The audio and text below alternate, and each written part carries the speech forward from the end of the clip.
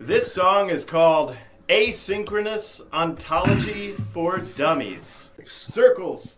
But I'm trying Round it up. to Go.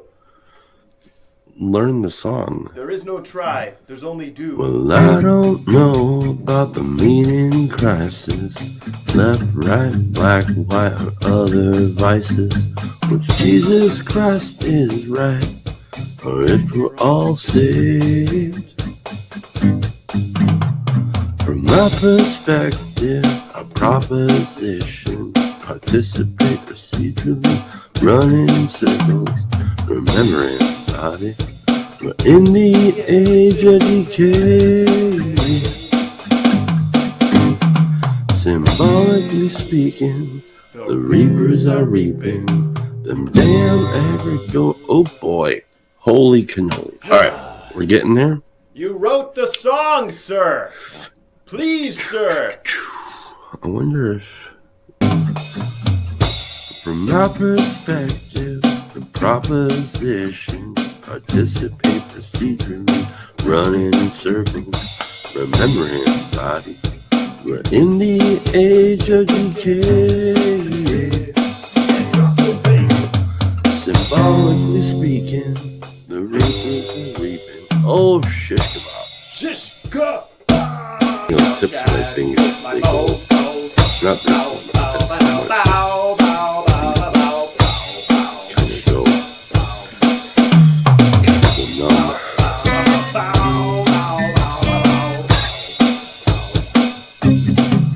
Here we go.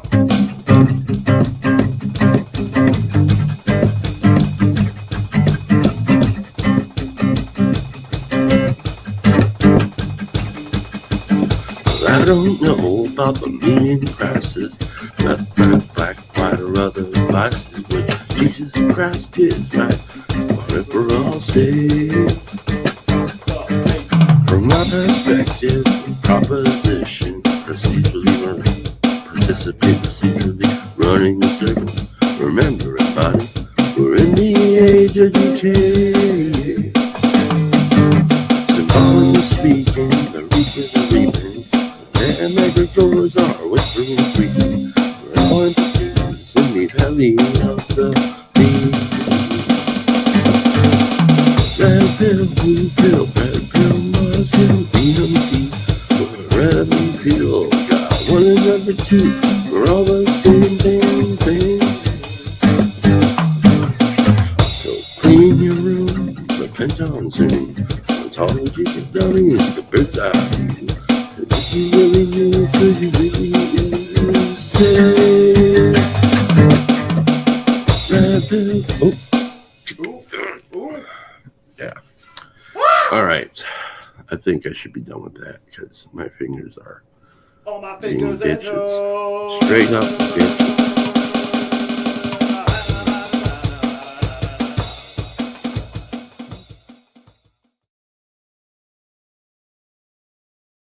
Well, good morning, Embody, and welcome to the Friday live stream. There will be no Friday live stream next week.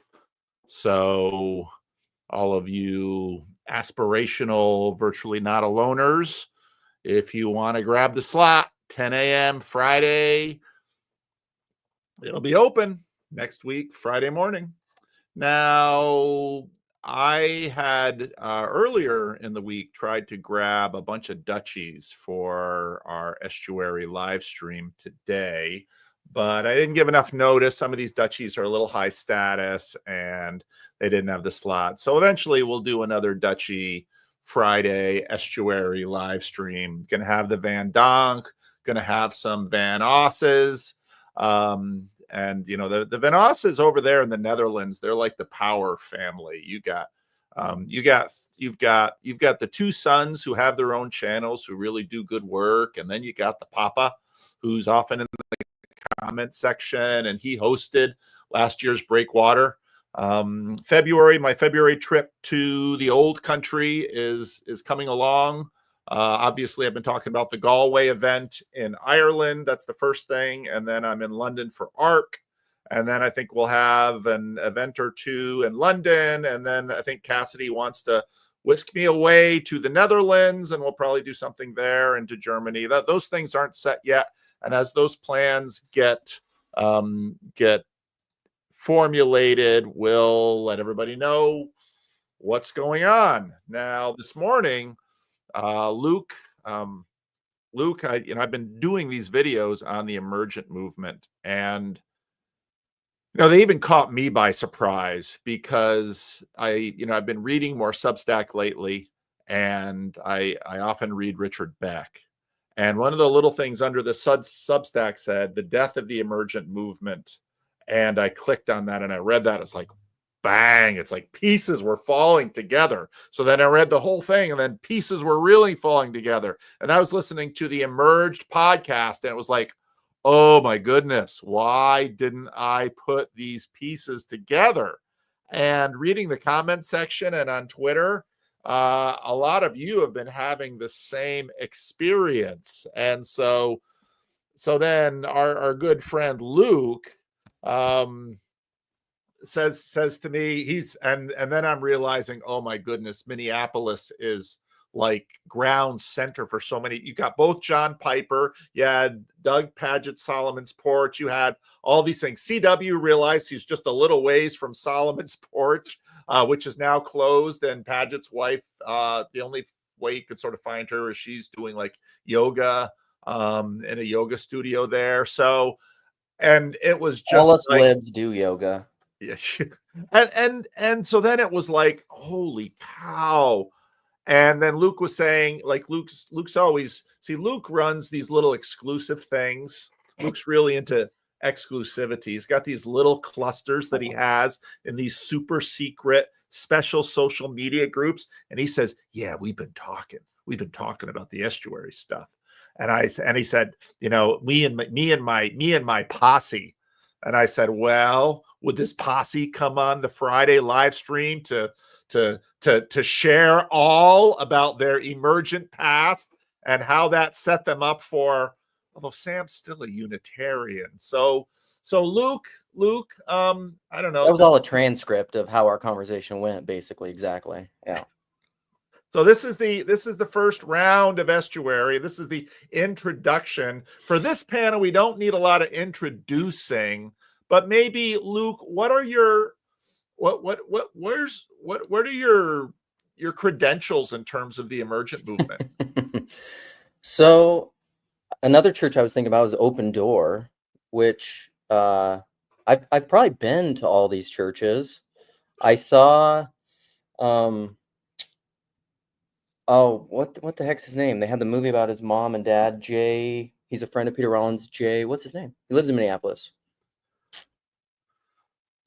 They did that. Jay Baker. I saw him at the state fair once. I didn't say anything. When we in California spot stars, they're of a different caliber than. Yeah. So I was just talking to Seabax the other day about this, because we were talking about this topic and the Emergent Church and Driscoll and all this stuff.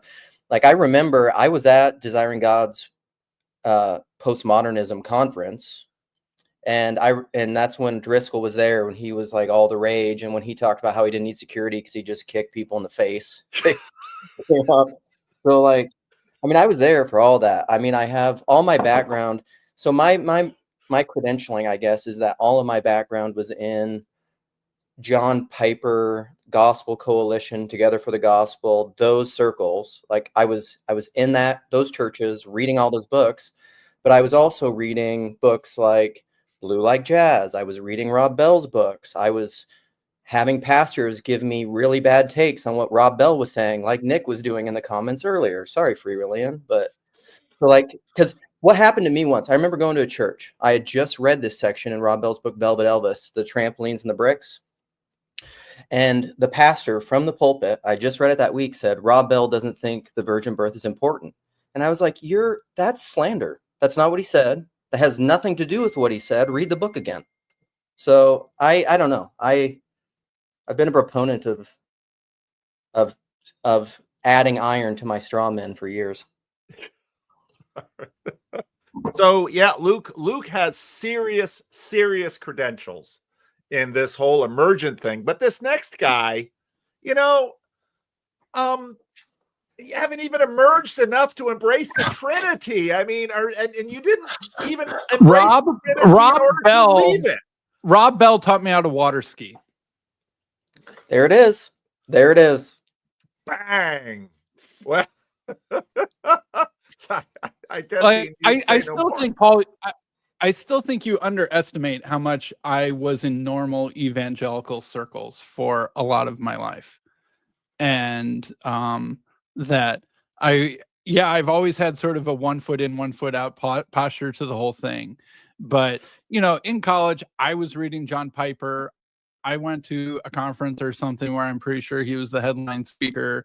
I read Brian McLaren and Rob Bell and, all those sorts of things. I'm younger than Luke. So I was like young and in college while, Luke is out there in sort of semi-adult land going to church and stuff like that. And so things hit you differently when you're younger or at that age versus whatever age Luke is. But I mean, I 25. know all of these things. I remember friends listening to Mark Driscoll podcasts or not recorded versions of his sermons or whatever you want to call it. And so I think you underestimate how much of a normal evangelical, say, I was from teenage years till late 20s and stuff like that. All right. Can we highlight this almond tree comment? Sam loves the Bible, and that gets you into trouble.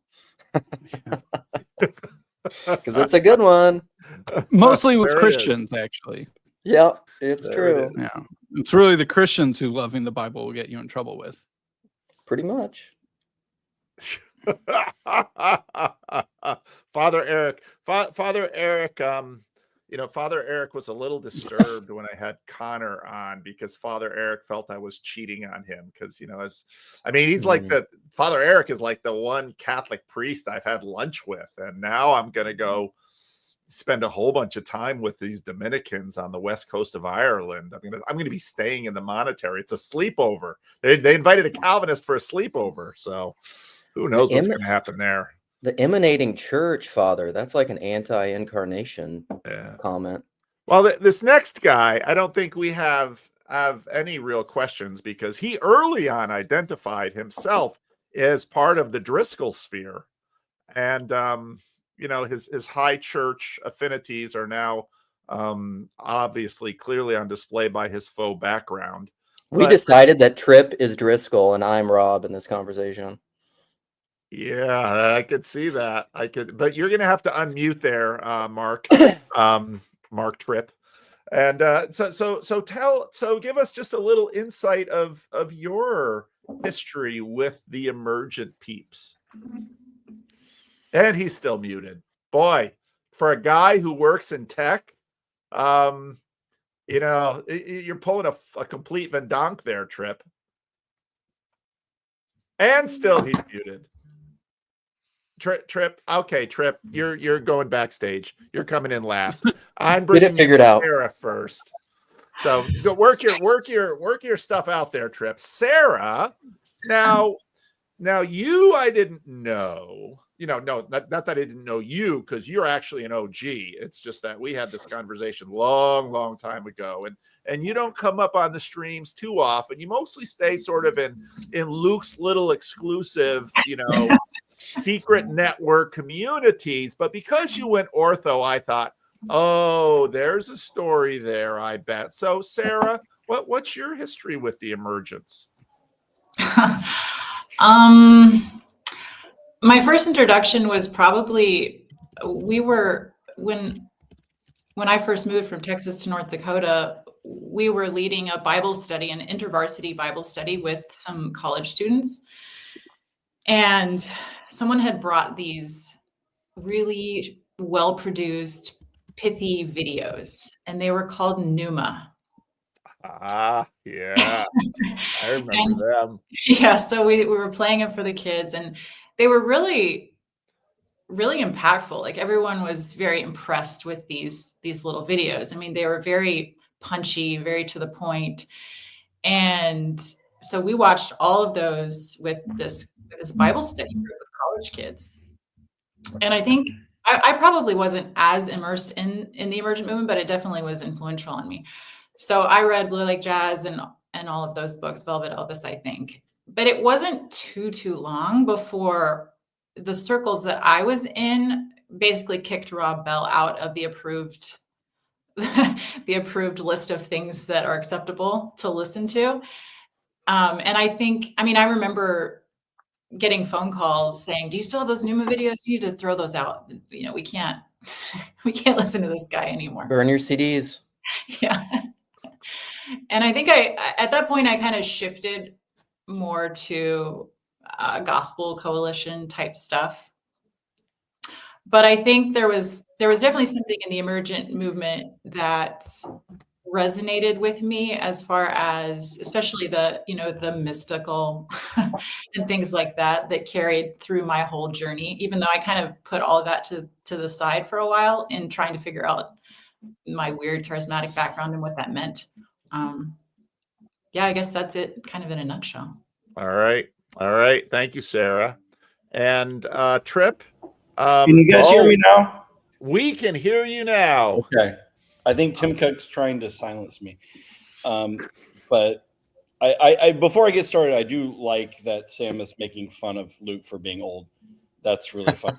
We all know who the oldest one is in this group, actually. So, well, besides Paul, yeah, it's Sarah. Well, yes, she's ancient. Yeah. No. So, like, my background is I grew up PCA, so Presbyterian, like kind of like an evangelical. I went to Summit Church, so J.D. Greer's church, who ended up becoming like the president of the Southern Baptist Convention before they renamed itself the Great Commission something or the other. And then I went out to Seattle, and I was a deacon at Mars Hill.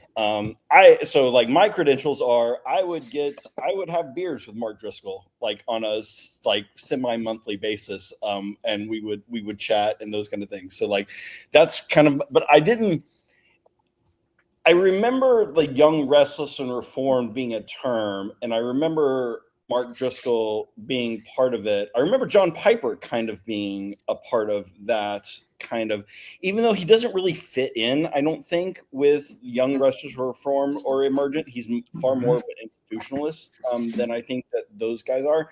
But like Reformed Baptists are never really institutional. Yeah, but that's J.D. Greer, right? That is Mark Driscoll. Like that's what they are, and so it was kind of like weird to me. But like, so I kind of like fell into it. It wasn't something that I was seeking out, but I was like, I both wanted something.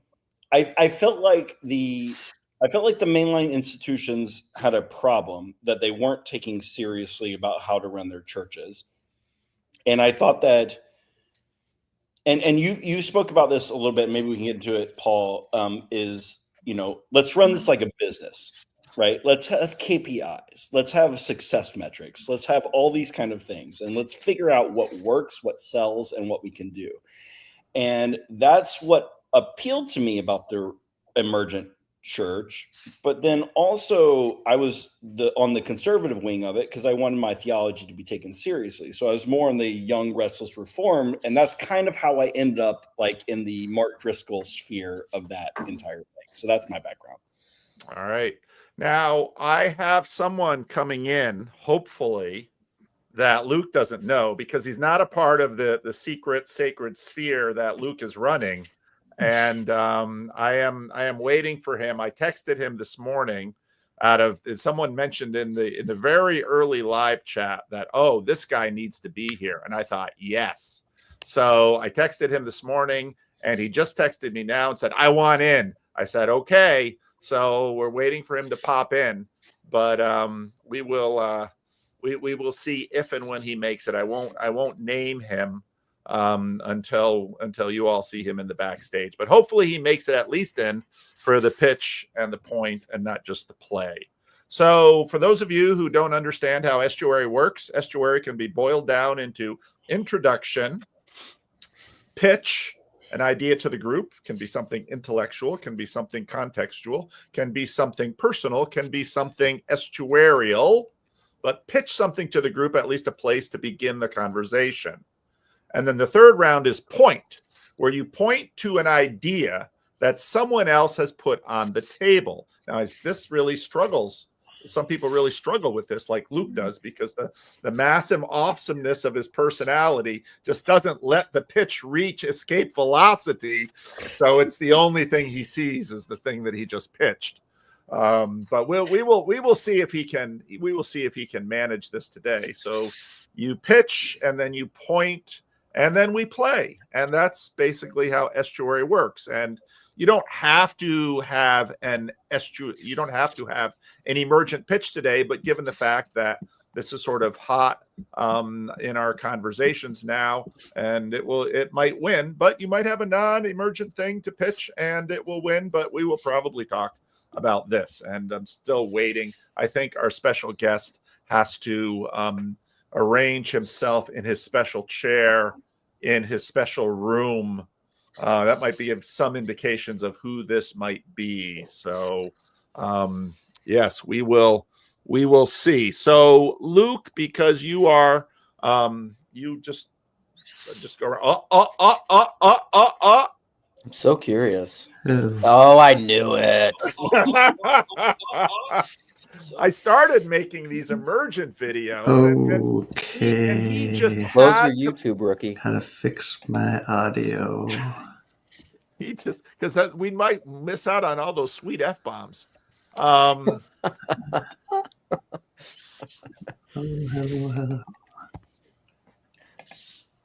This is the only way I can see CCW anymore, Paul, is virtually. Well, he did leave the corner for 5 years. And I guess he's having a sabbatical from his now we've lost him. I just mentioned that and he goes away. He'll probably be back. So there's who our special guest is. So Luke, let's start the pitching. Luke, okay. What would you pitch to the group? So I think I can get this to a point. I think that my main interest in this is realizing how central the emergent movement was in my thinking and in my development. But then sorry about the navel gazing, but I want to relate it to the spirit of the TLC. And then I want to relate it to kind of like the Driscoll.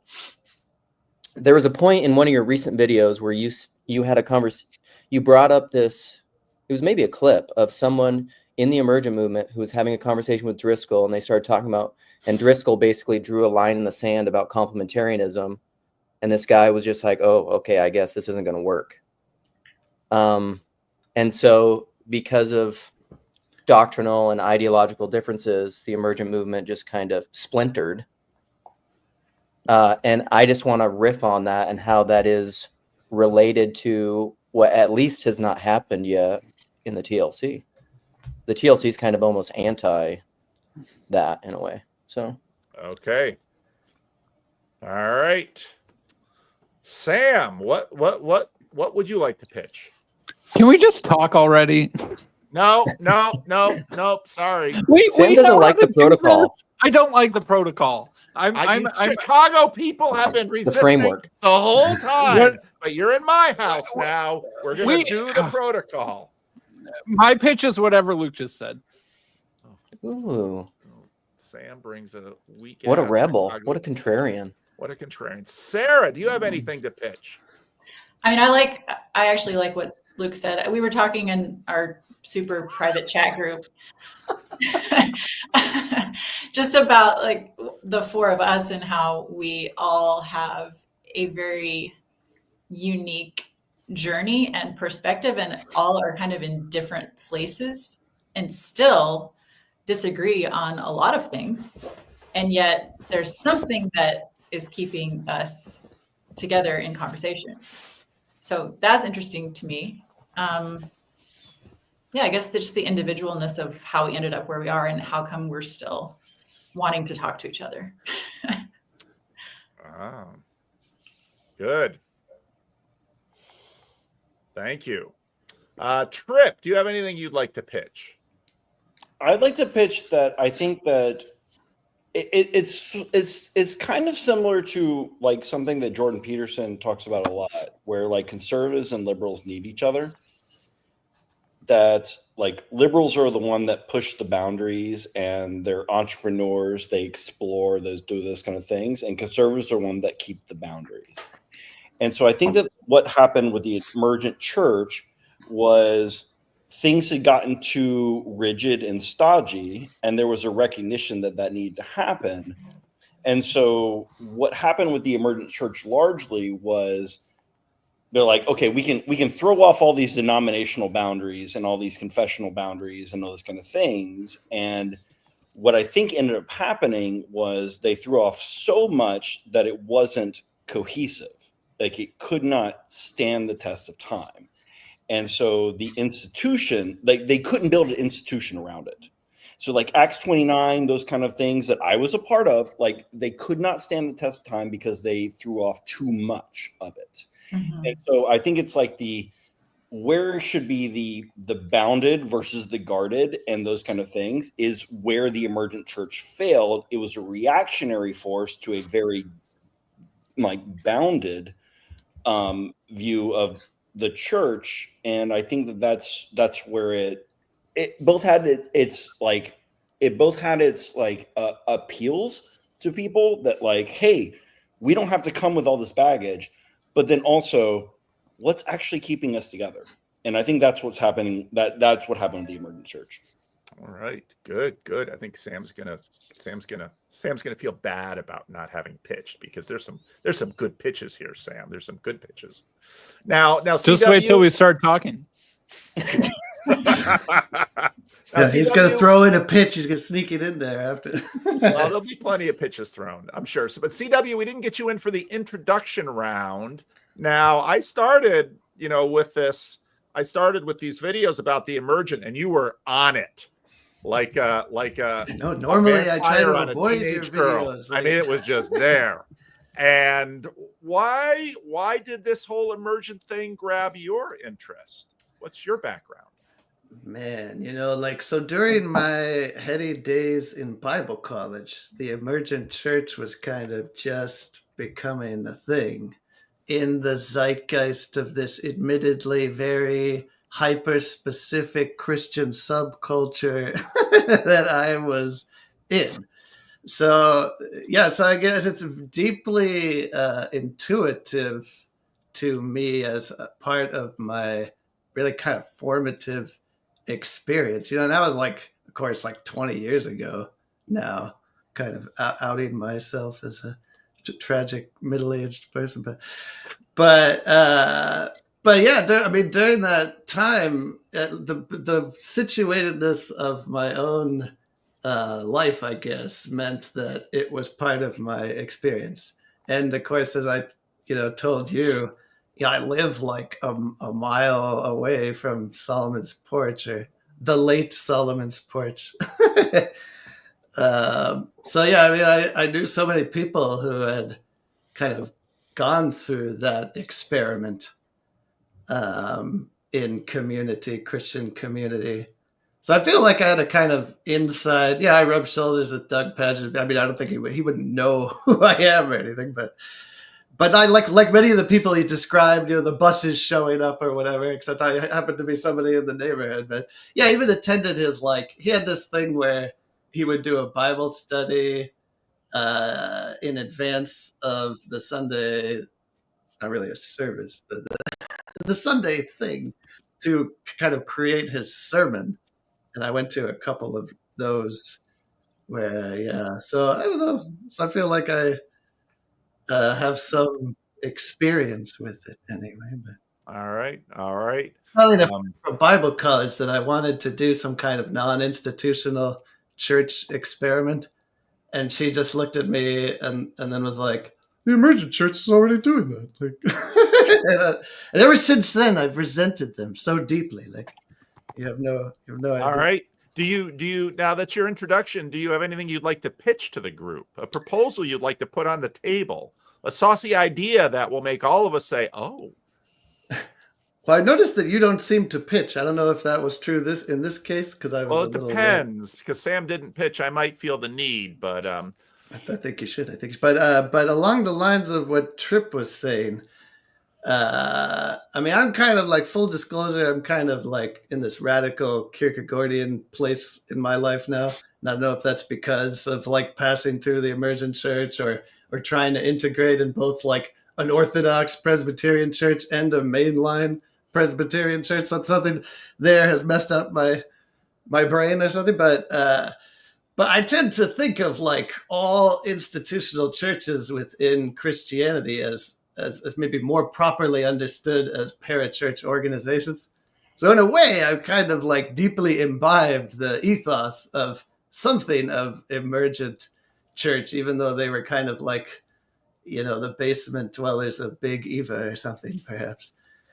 But yeah, I think that the institution is something the church does and not something it is. And so along the lines of what Tripp was getting at, I think the larger question, I wonder, for unironically Christian people in this cultural moment is, what is the underlying unity that serves as a kind of identifiable continuity in all this diverse Christian stuff, whether it be like the formal, speculative, in my view, theological product, or the socio-cultural phenomenon of how we practice our faith. Like, what is the continuity? What's the underlying unity? Or maybe a skeptic might ask, is there a there?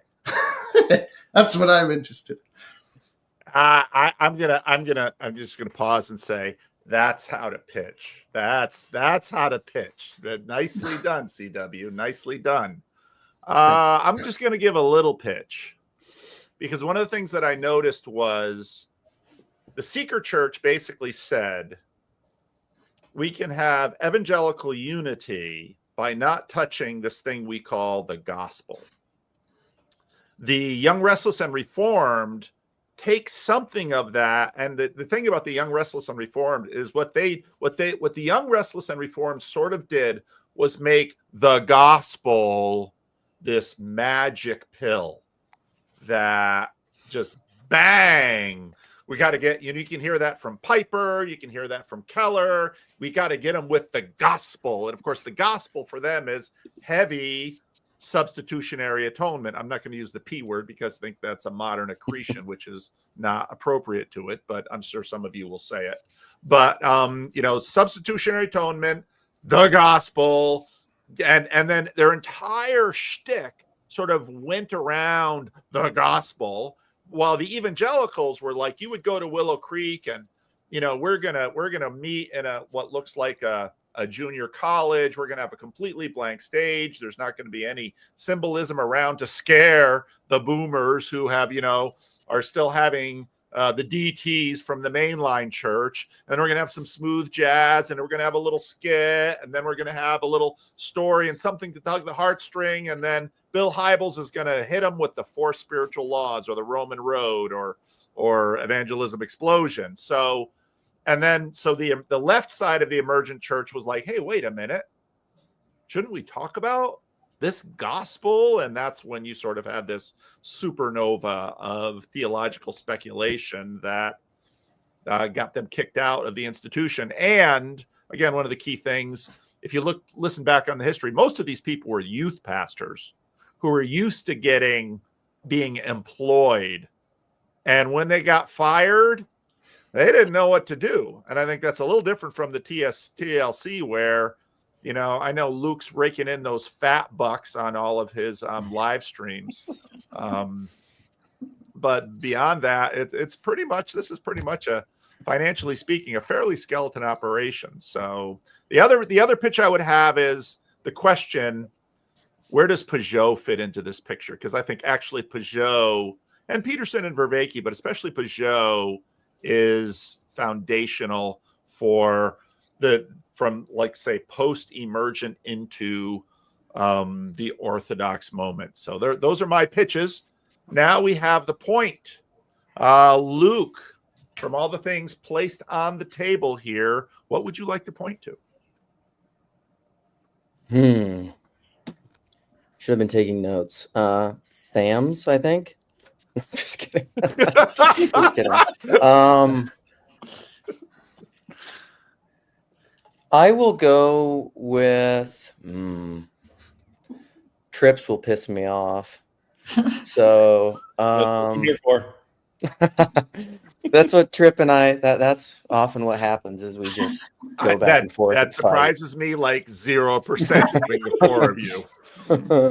And Sam and Sarah just is homers into the bushes. No, I alternate between siding with Tripp or siding with Luke, depending on who I'm liking better that day. Yeah, true. He's like northern Israel siding with the Assyrians and the Babylonians. It's all Sam does. Darn Unitarians. Always seeking unity. I do like CW's pitch. I don't know that it is related. It's a really big topic. I'll maybe just go with Peugeot. Okay. Peugeot. All right. There you go.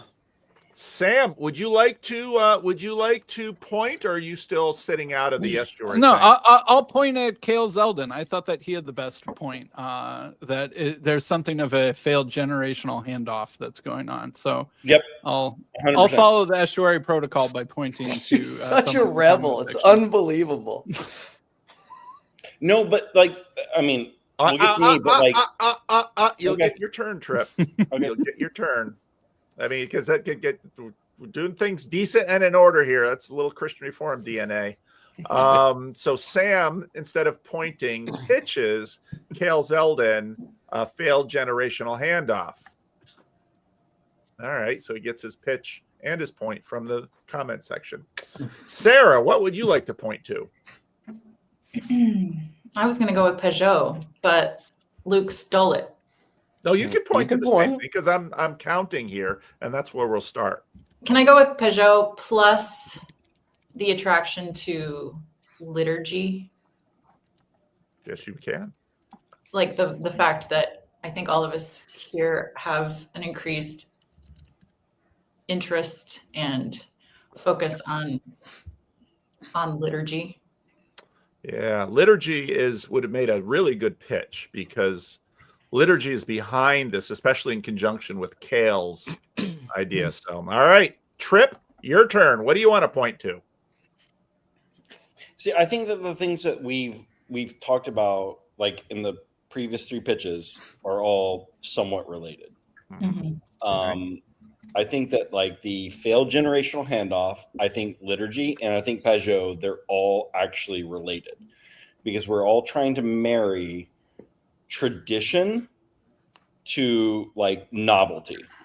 And I think that these are all really, really related. And Pajo is kind of like a personality who's trying to do that. He's trying to both be liturgically sound. He's like trying to talk about like what the church has historically thought about, how people used to think about it, but then also be new. And so I think that this is all like, these are all intertwined. And I think that's probably what we should be talking about. So like, I don't know what you want me to put to, it's like all of these, like, I think they're all that's okay. I'll sort that out. But good. All right. CW, what would you like to point to?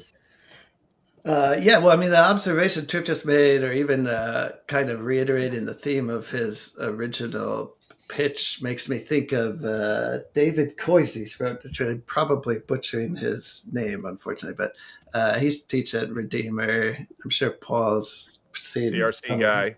Yeah, seen some of his stuff around, but he wrote a book on political ideologies in which he made this point that I never heard anybody make, but I thought was absolutely genius, which was that liberal and conservative are simply dispositions. They're not necessarily indicative of any static position. And of course, that was in the context of politics, but I found that very illuminating that, it's this relativizing pressure that causes us to collapse these otherwise essential dispositions of each person and or corporate movement, into these totalizing ideological perspectives or agendas.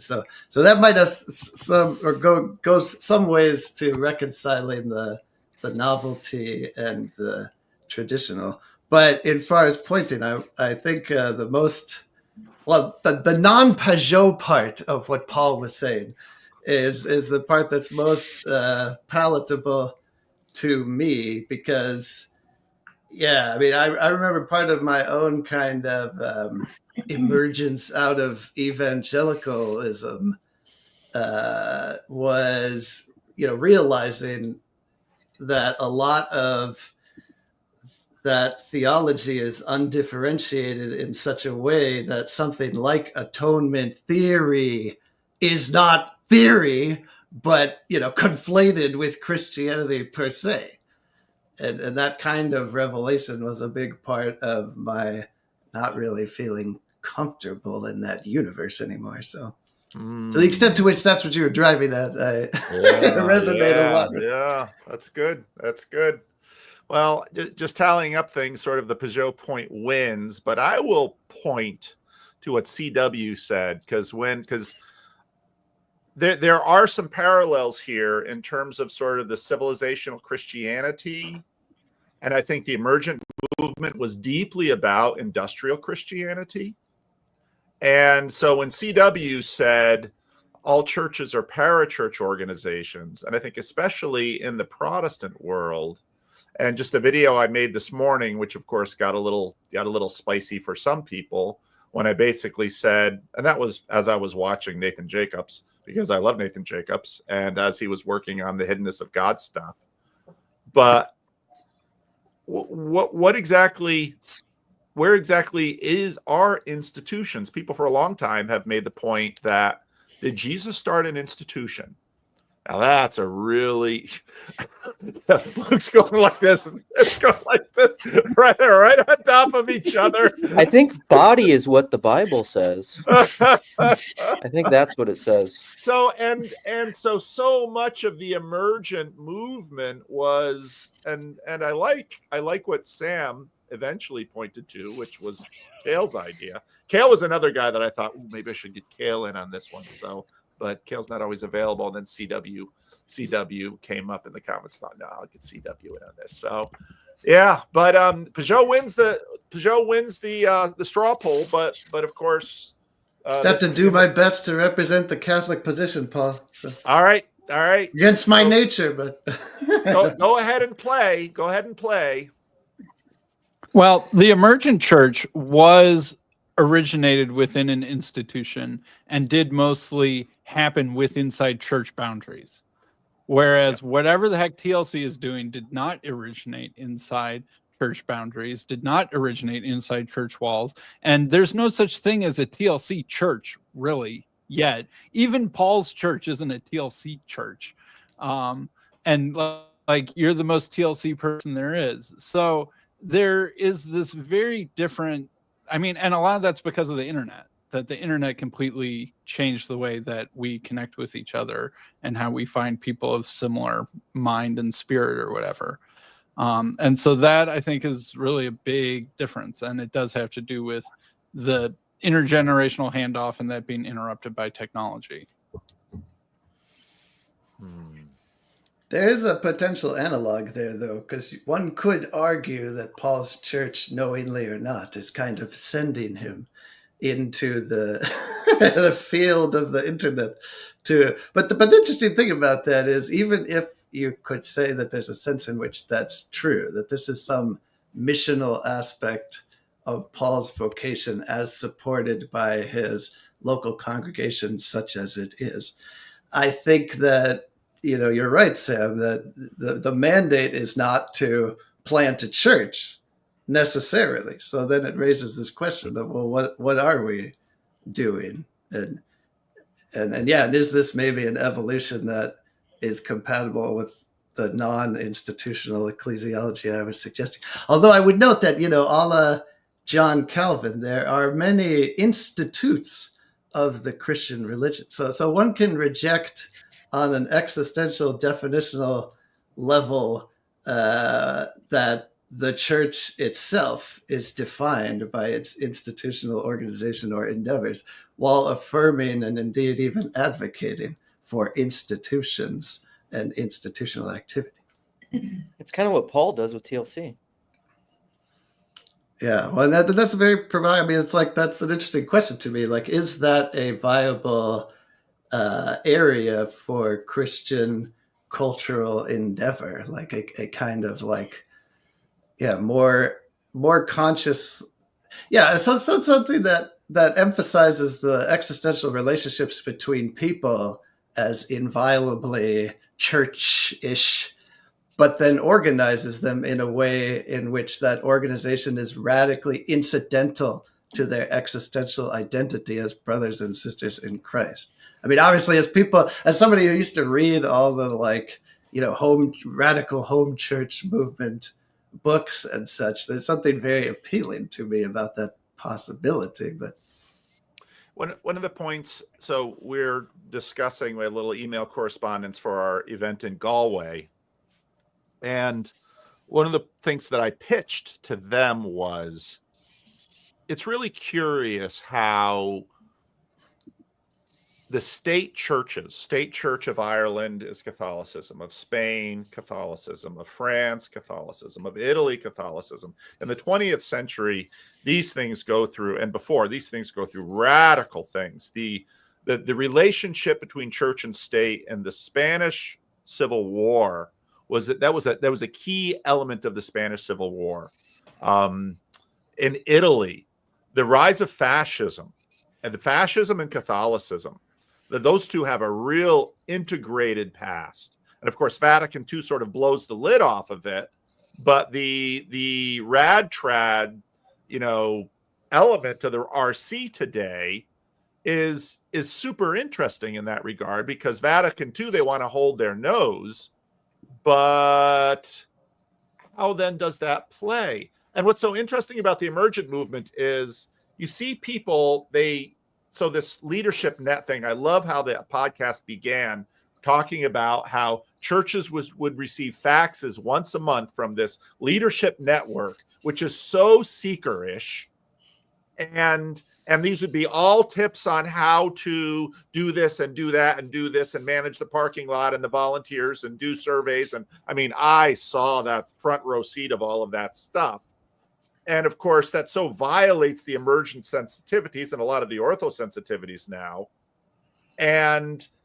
But the emergent guys sort of, you have their rough draft being mega churches. And so when they start Solomon's Porch or Jacob's Well or Mars Hill, that's where they go from, as does Keller. Mm-hmm. And then, of course, the most interesting aspect about the emergent movement itself, especially after it calved off from the Young, Restless, and Reformed, is that they couldn't hold themselves up institutionally, which brings me sort of back to Luke's very interesting pitch because I think about this, when I saw this emergent thing, it's like, oh gosh, what are we doing here? What are we doing here?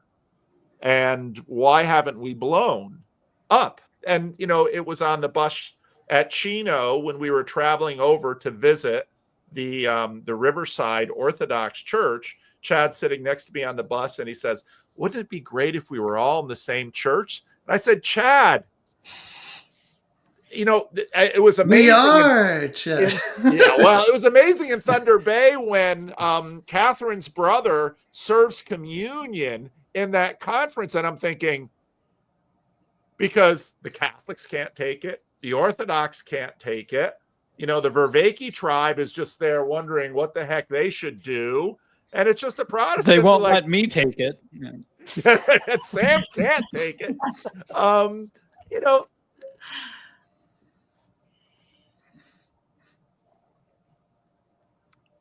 don't know. I think that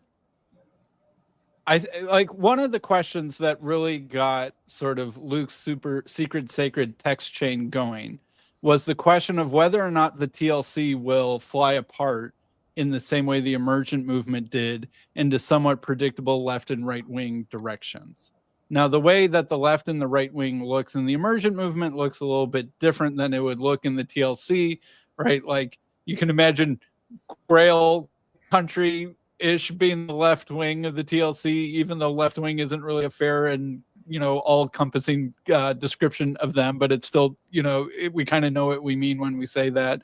And whatever the right wing is I don't know, maybe it's just Tripp. But I think that we might be able to hold together a little bit better than that, but we also aren't in communion, like what you were saying, PVK. And so what's at stake is not a institution with confessions and a, congregation taking communion together. And so What does it because mean to be that's in not communion? at stake. Well, that's a great question, but I mean quite literally showing up to the same building once a week and taking the bread and the wine. But No, I it also could know what be- you mean in a deeper sense. Yeah, this kind of like online group that we're all kind of a part of. Paul and his heretics, I believe Tripp once said. Yeah, that's fine. Like whatever, but like, I mean, I think that and we were Luke, Sam, and Sarah and I were all talking about this. I think the thing that like makes it so that we can have conversations is one, we're all highly open on the Big Five. Like we're fine with that. But then also we're all like fairly disagreeable. Like we're fine disagreeing with each other, but we're also open. So we can have this conversation, we can disagree with each other, and I can, tell Luke he's full of it, and that's fine. And we can just like move on. But like could we do more than that other than just have like conversations, interesting conversations, and learn from each other? Like could we have a local church? And I don't think we could. Like I don't think we could. Like we could not come together and actually have an institution. And I think that was the weakness of the emergent church, was that there was no cohesive thing that was going to keep it together. There was too much. It was just generational zeitgeist or something. Yes, it was a reaction against what came before. And so that's like, so now we have this new thing that we're all doing, but we don't really agree with each other and those kind of things. And that's where I do think that, like, going back to Pajo, I do think that that's where he shines and is, okay, I'm not trying to convince you to go with tradition because I told you to. I'm not trying to tell you to go with tradition just because this was a confession or something like that. I'm trying to show you that this is something that's actually deeply meaningful, and there was a reason that we got here. And I think that that's where like Pajo and Jordan Peterson are shining, and they're appealing to both liberals and conservatives in that way, because they're like, okay, the liberals don't like to just be told what to do, but the conservatives want to know that what they're doing is deeply meaningful and has a connection to the past and ancestors and all those kind of things. And I think that that's where they're kind of like meeting in the middle in a little bit of a way. But like the emergent church never had that. You had the young, restless and reformed, where we're like, we're going to have smoke and mirrors, and we're going to do all the new things. We're going to do all the business ways of running a church, but we're going to have traditional theology. And then you had the other side of the church that's like, forget the traditional stuff. Let's just get rid of all of it. And that's where they fit in more with the dying mainline. And I think that's what happened. And Pajo's kind of like, he's like threading a needle in a little bit for me, where I'm just like, I feel like you're appealing to both. And I mean, I like it. I love Pajo. I've got Pajo carvings in my house. I love him. So, but like, I think that's what's going on, is like, he's doing a little bit of both. And which is why we're all kind of trying to figure him out. Mm-hmm. Okay. Yeah, when I came across, sorry. No, you go. When I came across Pajo, I had hit a wall of following one movement to the next and seeing how they continually broke up because there wasn't enough institutionalism, enough hierarchy. They would say we're together on these issues, and it would attract a certain amount of people, and then they would start a little group and they would name it something, and then it would just splinter off again. And so I got to the point where I was considering, and I was interested in church history at the time, studying that for the first time in my life because it was never taught to me, and learning about historical liturgies and things like that, and thinking in my mind, previous to finding Pajo, I think I can incorporate some of this. I can start reading, having readings in my very, just very vanilla evangelical Bible Belt church. I was the worship leader at the time. Like I can have responsive readings. I can start bringing in old hymns. I can do some of these things. Maybe we could even have candles. Like who knows? And I just finally realized that I'm just trying to do the same thing that all of these other people have been doing. And why is my version going to work? And why is anyone going to stay when someone's going to find an issue with why we shouldn't have candles, and then it's all going to blow up again? And so Pajo introducing the way that he he approached traditionalism, I mean, Paul, I think you've always said he's trying to go back. I've never seen him as trying to go back, because Orthodoxy in America is obviously deeply influenced by all the Protestant converts. It's not the same thing. And yet there is this stability with the liturgy itself that is pretty incredible to me in my experience. I mean, from church to church, from country to country, I visited Orthodox churches all over the world, actually, at this point. So, and then the fact that it actually has not changed. I mean, in the wording, the music has, I mean, there are things that are flexible, but seeing all of these new movements bubble up and then fizzle out just gets exhausting. So I want to, connected to that, I want to bring in. I want to point at what Sarah said. Yes. I want to bring in. Can we still point? We can point. I'm going to point at it too, but I want to bring in media, because all the institutional stuff, when we're talking about institutions, you're talking about institutions that are rooted in books, in the written word. And I think the emergent church started when? At the beginning of the open use of the internet. And now we're in a different mode of the internet. Popularized through publishing, Luke. Yes, yeah, well, that's still, yeah, Blogs. but that's still happening. Of course, it's still happening. It's not going to go away overnight, and it's probably will never go away. And the liturgy, though, one of the big things about the liturgy and its constancy is it's a media. The liturgy is a media, and that's one of the big. Does it have words in it? Sure, it does. But TLC, the reason TLC works is because it's not confessional, which is rooted in literal institutions. What do you mean works? What does work? Literary. Yeah. What does work look like for you, though? You're saying TLC works. Why does it work? What is manifests it all? Doesn't splinter. It has distinctions without division, and people leave of their own volition, but it hasn't collapsed yet in the way the emergent church did. Maybe it will. Yeah, I mean, I think the problem with making statements like that is the TLC is so multifaceted, because so it's like, I mean, to me, like I hear you speaking to what I think of as maybe the majority aspect of the TLC, but nevertheless just an aspect of it, which is its like latently Christian aspect. But then there's also its outward looking aspect, where it brings in all this interesting diversity, some of which is, if not anti-Christian, radically ambivalent, maybe. But to speak to the latently Christian part, I wonder if it's not because we're not confessional, but because there's some sort of visceral sense of an implied, if not confession, conviction or Christian identification. Like that latently Christian part, I think, is very strong. And yeah, you're right. It's not confessional, but it's still there. And so in other words, if you scrutinized it, it would become confessional, maybe, if not inevitably, or at least it could. But I wanted to go back to something Sarah said, which I thought was really interesting. Like when she was relating her, like the effect of encountering Pajo on her Christian experience and the kind of possibilities that engendered, it made me wonder if, and this might be weird to say, like if Pajo is kind of like a C.S. Lewis-like character in the sense that he has a very apologetic edge to presenting a full-throated, very grand, sort of consistent Christian view.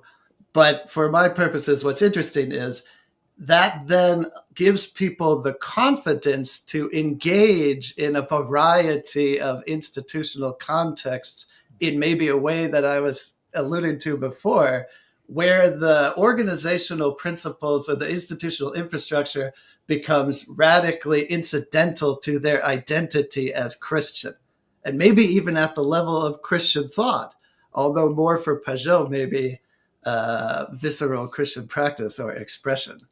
And that's really interesting to me, that possibility. Well, I guess, so one question that I would have for Paul then is, with like Estuary and like what we're doing here, is the goal to get people to go to church, to get baptized, to take communion, to do those kind of things? Because like whatever it is that we're doing here, like it's not cohesive in a way that you could have like a denomination or an institution. Like that's not what we're doing. And even like the way that you named it, like Estuary, it's not meant to be that, right? So like what is the goal then? Like what is success or failure? Because I do think that like what Pajo is doing and what the Emergent Church was doing, like I do think that they're trying to get people into church, right? That is the goal. And whether or not it can be like stabilized or, last, a decade or two, which we saw with the Emergent Church, no, it can't, right? Like it's going to fall apart.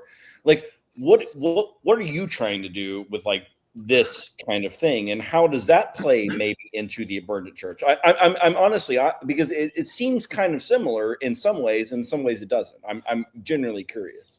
Yeah. You can ask Rod Hare how long he's been asking me what I think I'm doing. Well, next week I'm going to have a conversation with Van Donk, a Lutheran pastor, another CRC pastor, and an Anglican pastor that's going to focus on Estuary as pastoral care. And I think if you had to locate Estuary in terms of evangelism or pastoral care, it's more pastoral care than evangelism. Now, TLC is group therapy, Paul? Well, there's definitely a therapeutic element to it. But TLC is a little different in that it's way more chaotic.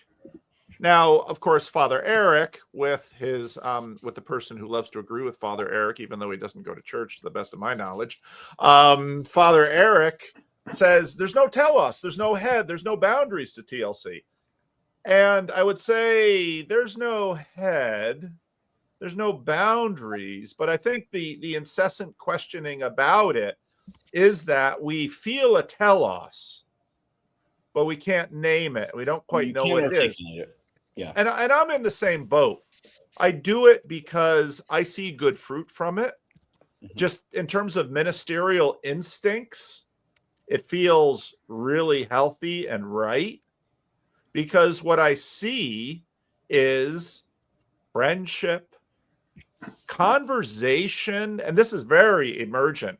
And, I see the quality of conversation between tribes that should be warring, and they're having good conversations about things. Not always. Sometimes they go off the rails, but lots of conversations go off the rails. I think the percentage of conversations that don't go off the rails versus the ones that do is better from what we've seen. Now, I'd also like to address what Sarah said, because when Sarah first talked about hierarchy, when I hear about hierarchy and the Orthodox in America, that's when I scoff. Because there is no hierarchy. And Nathan Jacobs and I talked about that a little bit. And Luke likes to keep dumping on confessionalism. But I think what Sarah said about liturgy is really helpful, because I would say in many ways for the Orthodox, liturgy is their confession. And it's like a misnomer. They deal with liturgy confessionally in that sense. But I remember someone who was an associate pastor of Tim Keller. I won't name him, but anybody who knows him will figure out who he is. Moved to San Francisco to help start a Kellerish church in San Francisco. I know you're not about, yeah. Tripp would know. And then that church in San Francisco eventually, first they joined the Reformed Church of America because they want to have women in office. And then they start to wobble on LGBTQ things. And they stayed in the Reformed Church of America because the Reformed Church of America dropped 3/4 of their membership in the last year with their exit. But I remember him telling me something about basically similar to what Sarah said in terms of liturgy and the main line. Because that's, I think, where you can begin to understand, let's say, the relationship between the main line and the Orthodox and the civilizational, but yet also, I would say, industrial Christianity institutions.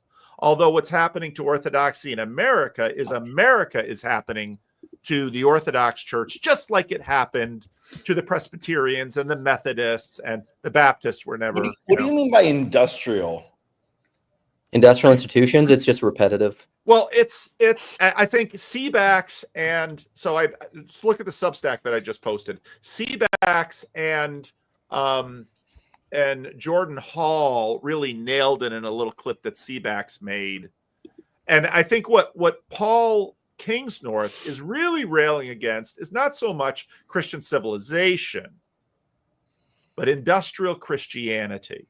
Because once Christianity is sort of industrialized, and that is deep, suddenly you start having to make decisions on behalf of the institution that is going to prioritize the health of the institution over some of the individual needs of people.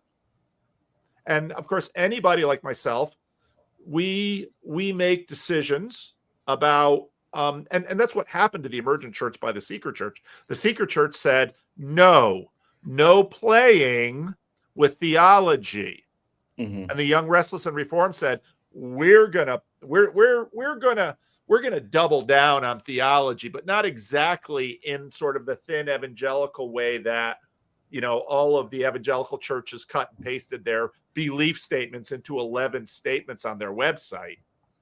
And then the others, you know, the rest of the Emergent just exploded. But of course, they were in a confessional church container. But I think Sarah's point about liturgy in the Emergent Church was really important. And I think that sort of sets up then the Orthodox moment we're seeing. So which branch of the Emergent Church do you think as having survived or thrived better? Like, because we have the different wings of it, right? The Young, Restless, and Reformed beat the snot out of. But where are they now? It's sort of like Wilsonian Christian nationalism is sort of like the only surviving wing of the Emergent Church, and the other ones just deconstructed, went mainline, and just fell off the woke slippery. Right. Well, and Paul talked about it in a previous video. Like, a lot of these people just stopped going to church. Right. A lot of the people of that wing they're not even in church at all. Right. And that's what happened in the CRC. Because they weren't accepted.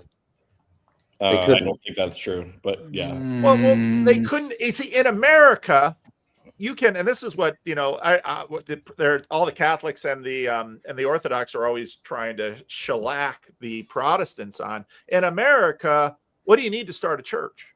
But even the churches that the Emergent leadership, and these are some very competent leadership with a lot of experience, they couldn't hold it together. And what made the CRC take this turn that we've seen in the last few years was part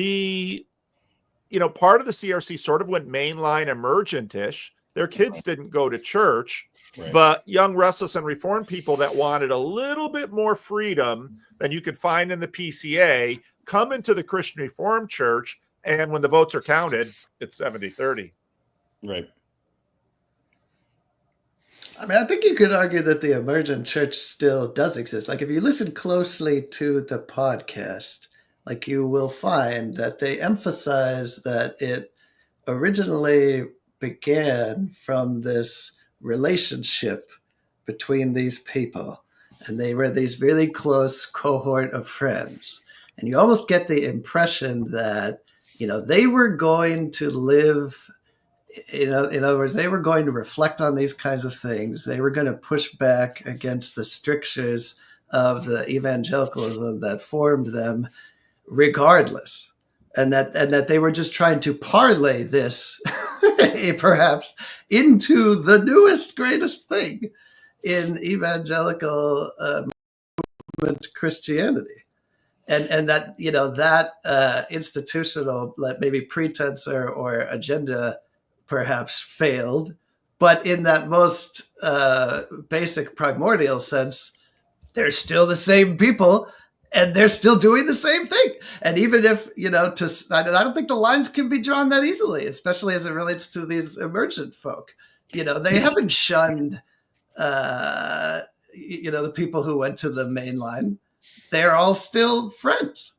So, I mean, from their perspective, like, and in a way, it's very conservative They never escaped this like clergy lay divide, that runs straight through the most experimental Protestant ecclesiology. Because there's a remnant, there's a church within a church. And I would argue that church within the emergent church, it's still there. And it's probably stronger than ever. No, I agree with that. And this is one of the things that I always caution like people in my circle about, because I've kind of gone like the more high liturgy, like I'm far more on like the Anglo-Catholic, Orthodox, Roman Catholic spectrum now. But I see by your background, Tripp. yeah, exactly. This is me in the Vatican. I took this picture in the Vatican. And so like I'm far more in that, but like I also caution people that like we kind of in like our own like online enclave where we talk to each other, we think that this is more common than it really is. And I do think that like there's still like an emergent like mega church thing that they're the ones getting the people in the pews, like not the like, are there more ortho bros? Maybe, but like it's still like it's not comparing to the charismatic evangelicals. Like it's just not like they're still winning, and we need to stop pretending that like, oh no, they're like, it's not true. This is where I am, but that's not where most people are. And so like I think that like we need to be very, very, whenever we talk and we diagnose or we do a post-mortem on the emergent church, we need to be very, very careful, because like post-mortem, if anything, they're doing better than the rest of the church. I think there's it is interesting. Go ahead, Sarah. I think there's a real motivation too for a lot of us, and I wrestled with this question as well. We're tired of throwing off our parents and our grandparents' traditions, and yet we feel lost because we don't know where to go. I mean, my parents were Presbyterian, and then they were weird charismatic woo-woo, and then they were Lutheran, and my grandparents were Methodist. So it's like, where do you go if you're trying to latch on to tradition? Like I would almost love to be cradle Catholic with generations behind me, because then you don't have to choose that. And I mean, even I was talking to my brother-in-law the other day, and he's wrestling with all of these same questions. And he's saying, well, he's really drawn to Orthodoxy, but he says, my mother was Catholic, not anymore. I could go to the Catholic church right down the road. And even though it's somehow tying back into my heritage and my tradition, but at the end of the day, I had to choose, where am I going to hitch my wagon? Because it's not clear. And it's a very Protestant ethic of you. No, it is a very Protestant ethic. I mean, but it's like, what do you do when you have to choose? Right. So, Paul in one of his previous videos is like, Protestantism has infected all of Christendom. Like that's what's happened right now. And so now we all have to choose. And that's a very different position than like what the Roman Catholic official position is. It's very different than the Coptic churches and the Orthodox churches and everything else. Like we've all imbibed this because we're Americans. And like, so I hear this critique, and I've heard it a lot. Like, so if we're saying that the negative way to state this Protestant influence is that now we have to choose, is it possible to state it positively and say that now we can be self-conscious? We get to choose? Yeah. But now we can be self-conscious in our theological application or our mode of practice. I mean, to me, it's like, how is this a bad thing? Like, another really great addition to this conversation, in case it needed any more people, would have been Paul Anleitner, because Paul Anleitner is actually the right age. And he talks about this, post-ironic sincerity, right? Where we're exhausted by deconstruction and critical narratives and hermeneutics of suspicion. And we realize that at some level, there is no perspective from nowhere, and etc. But that leaves us without any story to it. And then there's this kind of move to re-inhabit your own story, but with the awareness that you are choosing to do so. What is that? And That it is similar. authentic It's similar to sincerity. going back. Yeah, That's yeah. right. It's similar to going back, but it has this new extra layer of self-awareness, and that, It's if anything, is what the word participation. meta. But I do think that that's where Pajo is trying to go with this. Mhm. Mhm. Like he's not just like saying believe this, imbibe these stories because I told you to, because the institution told you to. It's both that, but then also the institution is telling you to because these are deeply meaningful stories that are authoritative over your life. And I think that that's where he's trying to go, where it is a both and, like it's top to bottom. It's not like a dictatorial thing.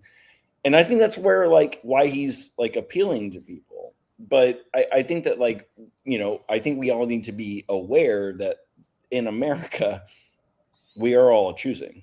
And that's not necessarily a good thing. Like I don't actually think that like I think that, you know, I think that like, well, psychologically, I think that like people, you know, if you go to a restaurant and it has too many menu choices, you are less likely to be happy with your choice. Like that's Trader Joe's. yeah, like it's not a good thing. And go to Cheesecake Factory. Too many Well, it's options. a lot easier to accept your fate, Tripp, when you go to the Stalinist restaurant and the one thing is the one thing. Right? Well, I mean, You just have to there's manage your there own is- psychology. There is something to that, and then it can go too far. And so I think that's where we're trying to figure it out. And I think where the emergent, I mean, going back to the emergent church, it was you had too many options, right? There, and it wasn't a cohesive whole. It wasn't something that was ever going to last, and so it broke apart, and it was inevitable that was going to do so. So, you know, we can criticize the Roman See, Catholic. I don't think it was inevitable. I wonder if part of the reason the emergent church formally failed is that remnant, that church within the church that was conducting this thing, decided that their project had failed. But then meanwhile, they maintained their cohort in more or less the exact same way they had always been doing. In other words, I wonder if they walked away from their people. Did the emergent church fail just because it was Generation X's time in the sun, and they're always sandwiched between the boomers and the millennials, so their time in the sun was just really short? That's another thing. And the people were there. The people were there. They were never going to storm the ramparts and take over the whole institutional landscape, but the people were there. I went so to what's the metric of success? I went to Marcel. I fully disagree with that. That's no, that's not true. But like, I guess another question that I have is like, how does this play into generation? Like, Paul, when were you born? I'm just curious. 63. 63. So you are like the end of the boomers, Right? right? Yeah. So I Peterson 62. I mean, a whole cluster of us right in there. Yeah. So I do think that had a part with the emergent church where like the like we've seen with the boomers, they don't like giving up control at all. They don't like, you know, kind of like training the next generation. Just a passing the new one. They don't like it. And I think that that's part of it also that played into the emergent church movement, that like a lot of these churches was just like stodgy. This is how we're going to do things. We will not train the next generation. We will not give up any, like, we have no quarter for your nonsense, and those kind of things. And so what it did was it essentially like made a lot of like a generation of Christians say, fine, we'll do our own thing then, and we'll rethink things. And I think that played into it as well. Is this like just kind of Tripp, I would argue that that's what's inevitable. That rot somewhere in the heart of what it is that we think Christianity is, that underlying confusion is what leads to such people that you're maybe like derisively or not, whatever, like describing as going to do their own thing. But that's what's inevitable. And so when Paul said, you know, the liturgy is their confession, what I wondered is, you know, is what we're saying, is the liturgy their locus of authority? Right. Because, of course, in a confessional Protestant That's Reformed acceptable. tradition, the confession very much is. Well, that's something different, though. Luke the layman says it's acceptable. I'm Wonder speaking what the- about myself. What the Metropolitan would say if we're going to be all about hierarchy. I think he would agree. This is what people say. Like every time I get together with my priest, he's just like, that all seems pretty orthodox. You know, what's interesting is I want to come back to Tripp's point and CW's point that in some ways the Young, Restless, and Reformed has been colonizing the Southern Baptist, Mhm. and the Emergents have been colonizing the mainline. Nadia Bolz-Weber declared first pastor of public witness for the ELCA. Now, they colonized a Do you sinking ship. know what the average age of the LCA is? Well, exactly. I think it's like 75 or something like that is the average age of someone attending an ELCA church. Right. They colonized a sinking ship. I need to show you some of my emails back and forth with Rachel Held Evans back in the day. Oh, I have some of those too. Oh my goodness, like she's insufferable. She retweeted me once and sicked all her fans on me, and it was terrible. It's the worst experience I've ever had on Twitter. Maybe Oh, this the is Emergent didn't know their own. That's why maybe they it's too failed. rude They of turned a on each other. maybe this is too rude of a question, but if Rachel Held Evans were still alive, would she be a Christian? I think She so. would be right where Nadia Bolz-Weber is. The idea that Sam, of all people, would have the temerity to ask that question, like, I'm just saying, like, I mean, am I the only person who's kind of disgusted by this?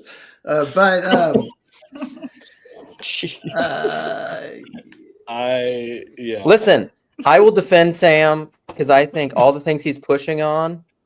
Listen, he understands the Trinity better than probably everybody in here. And I've learned more about the Trinity from Sam. We still have fundamental disagreements, but I think the things Sam is pushing on, just as a side assertion, and this is me being a personalist, because I care more about Sam than your fucking doctrines, is that Luke was the one to do it, Paul. It wasn't me. It's something I care very much about because I think that's what it means to be a Christian, is to love the people that actually are around you and not theoretical abstractions. And so speak ill of the dead. Yeah. So or Rachel Held Evans. And so what Sam's pointing to, this quick aside, because I got upset, is going to be helpful for people actually just like AI. It's going to help us understand what it is to be human. Same thing. Can I bring it back? Oh, sorry. Go ahead. Go ahead, Sarah. Intergenerational handoff, because I think that's an interesting point that hasn't been really addressed. And it's something that I think about a lot because, again, looking back into my history, every generation is pretty much thrown off at least the past 3 or 4, thrown off the previous generation's church choices. So why, when I was deciding about all of this, like, why would my children decide to stay and follow in my path? And what would that even mean? What would that even mean? Exactly. And do I care? Yes. Do I care? Same. And I think what it came down to, and this kind of went alongside with a lot of research in education as well, and classical education and things like that. And also realizing that the people who have stuck with their tradition, when you hear them talk about their tradition, it's usually the things that they love, the things that they've memorized, the things that are in their hearts. And I see that in my own children. I see how they're able to participate. They know the liturgy. They love the liturgy. They love the candles. They love the icons. And I think that for me is as good as it's going to get as far as them remaining. And I think that love of the liturgy and the words and the songs and the music and all of that is really something that is not talked about as much, and I think is really crucial. For me, so when Richard Rowland and I tease each other back and forth that I'm not Orthodox yet, and America, in the next 300 years, to me, the real question is going to be what happens to the children of the Ortho Bros. because, again, I've been reading some history of the Spanish Civil War with an eye towards the Catholic Church. And Catholic Church attendance in Spain in the 1930s was abysmal, even though part of what they fought a civil war over to be Spanish means to be Catholic. And the difficulty is it's so hard to figure those things out. We have similar things going on in terms of Russia and Ukraine. Same thing happened in Italy at the beginning of the 20th century. France, oh my gosh, what on earth is going on in France? UK and Anglicanism.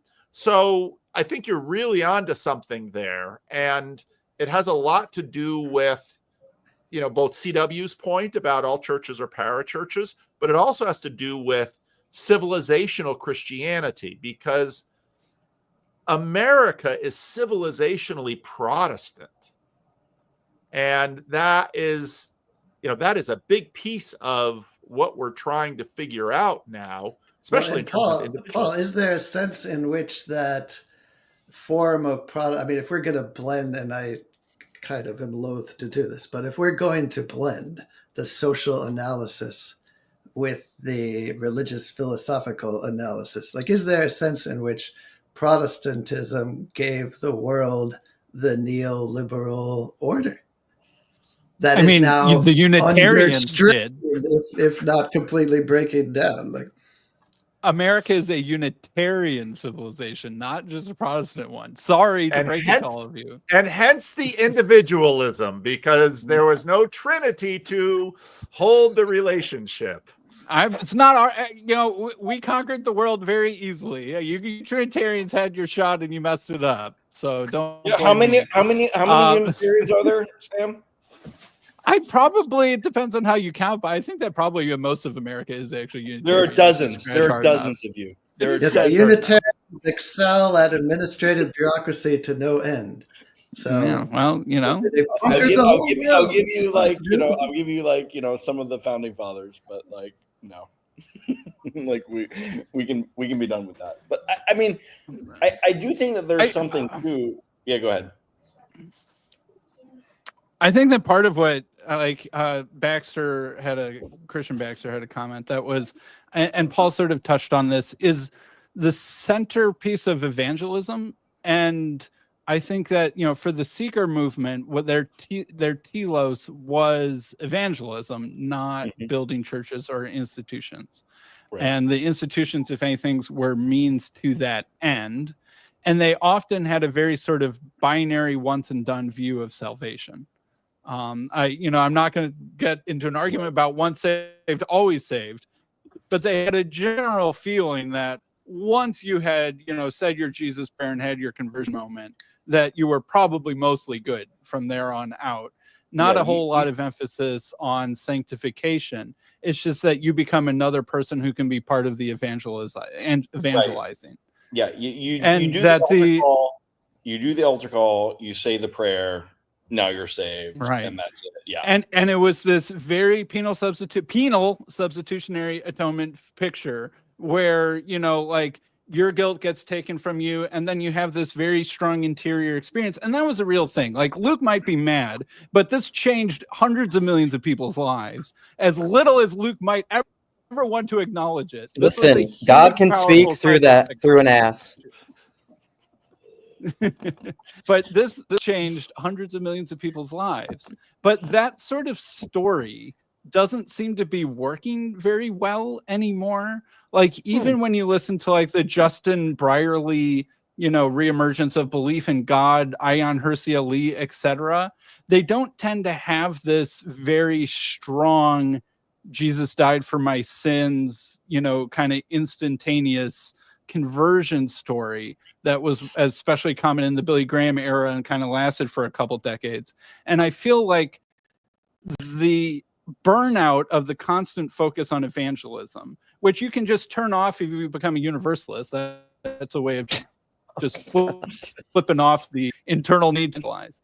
But that sort of story, I think, has kind of lost its strength But now conversions are looking different. Like Pajo isn't penal substitutionary atonementing you when he's getting you to become Orthodox. No, So I that's think the thing. that change in conversion story is a big part of what's happening. Yeah, and so I would like Paul's take on that, because like the movement from like synergism to monergism theologically, does that undermine the impetus behind having like long-term institutions that are going to walk alongside people? Like, does that play into it from your perspective as a pastor? Because I know like you're reformed and those kind of things, but like it does seem to kind of like, it would be like a not as important thing to have this long-term institution to walk alongside someone if it's like a monergistic point in time you became saved, Right. versus like a synergistic, no, you need to work at your salvation with fear and trembling kind of idea. Right. And in all honesty, when I listened to Keller, who in my opinion was the best of the Young, Restless, and Reformed, Pretty easily. Keller had a lot of Lutheran in him too, and he spread these things fairly broadly. And so what happened with the Young, Restless, and Reformed is, even though they were sort of monogistic, they were always remembering their salvation. It's sort of like with baptism. So in the CRC, you know, when we were sort of in competition with people who were having lived experience of their baptisms, and people are like, they go on a Middle Eastern trip and they're visiting the Jordan. And I remember, you know, one woman on CRC Voices saying, yeah, I went to Jordan and I got, you know, we were there at the Jordan. I thought I wouldn't be baptized in the Jordan. So down she goes. And all the CRC ministers on CRC Voices are going, ugh. And so then the CRC rolls out this remember your baptism. And it was like, you know, remembering your salvation. And it's, you know, pastors all know that when you're dealing with real people, things can sometimes get a little fudgy about certain things, because you want to you want to help people through all of the tensions that are in their lives, try to stay in a fold. And I think part of, again, back to CW's, in so many ways, we're dealing with the problem of wineskins in our culture. And I've got that in my sermon a little bit, not coming up on Sunday, because Jesus says, you know, the old wine and the new wineskins. But in Luke, it's super ambiguous, because it's clear that Jesus, what Jesus is doing is going to require new wineskin. And then he says, but everybody knows that the old is better. And so the Jewish faction of the corner says, yay, as maybe do the Unitarians and the Muslims. But we're in dealing with real people. I think it's super interesting when you ask, in the American context, what religion are we really working?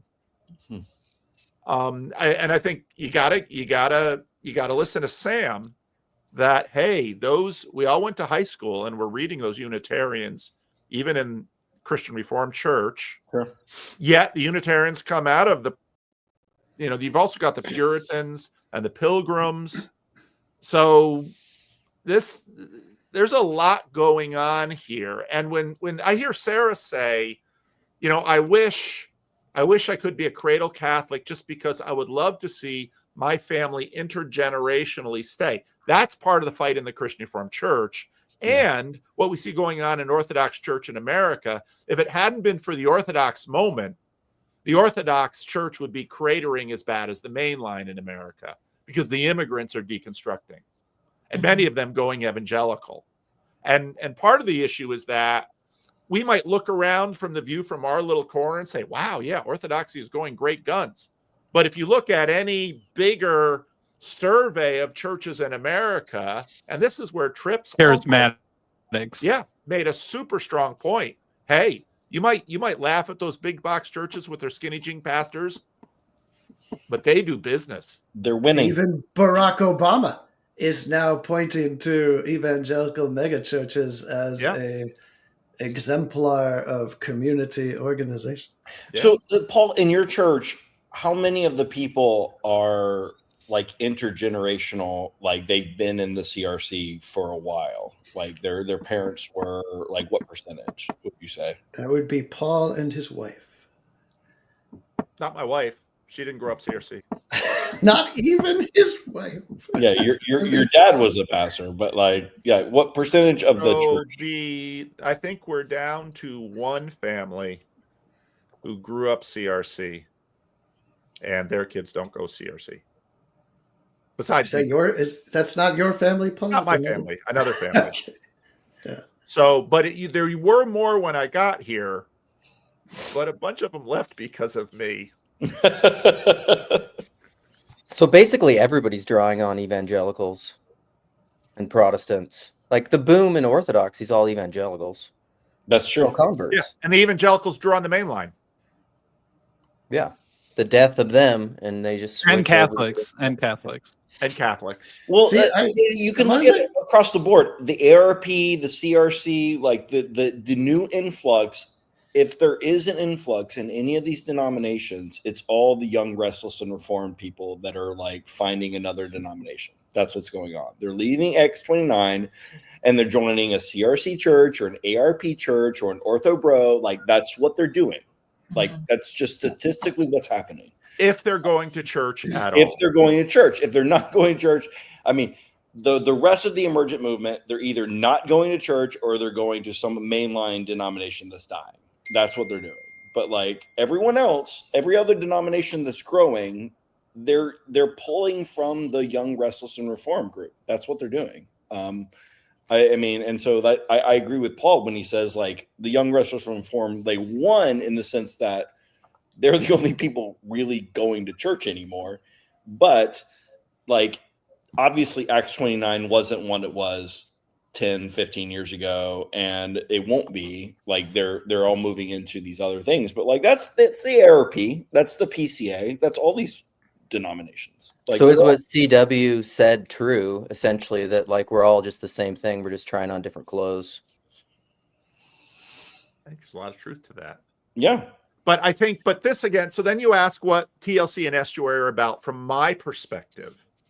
Mm-hmm. You know, I on the play yesterday, at the end of it, I read this piece that Bethel McGrew found on the Daily Wire conversation between Spencer and Jordan. And I made a tiny little video of it and added some branding. Where basically the quote was, this dude got inspired. And I knew this was going to happen when I saw Peterson. This dude got inspired by Peterson and he went and got a master's in philosophy. And he's like, I'm ready to play. And there's nothing. And so when I started this thing, it's like people are going to see Jordan and see Jonathan and they're going to be ready to play. But they're going to be like, can I go to a church? Will my wife want to go to the same church as me? What about my kids? What am I going to do with them? I need someone to talk to. And that's why I started the meetup. And the meetups evolved into Estuary. And the TLC grew out of that too. And it's why it is the shape that it is we need people to talk to. Right.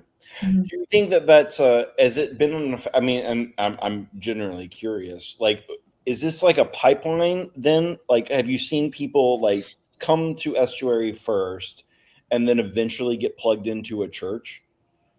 Or are they still kind of on the periphery? Because I get it's hard, right? Because they have opinions. Like institutions don't bend easily to independent thinkers. So I think most are still. I mean, for some people, and Sherry says it at the Olympia conference, and she asked me on stage. I'm like, oh, Sherry, don't ask me that question. You know, is Estuary church? I have my own institutional orthodoxy confessional line. Estuary is church adjacent. Thank you very much. Yeah. Because it is. Mm-hmm. And but at the same time, it is pastoral care, but it is also seeker oriented in that people in my estuary, they might not stay for 11 o'clock, but they're sitting in there with other Christians and with non-Christians. They're talking about this stuff. And a lot of them are like, I sort of understand the church a little bit better now. I never really had any idea what that thing was for or why anybody tolerated it. So it is having some impact.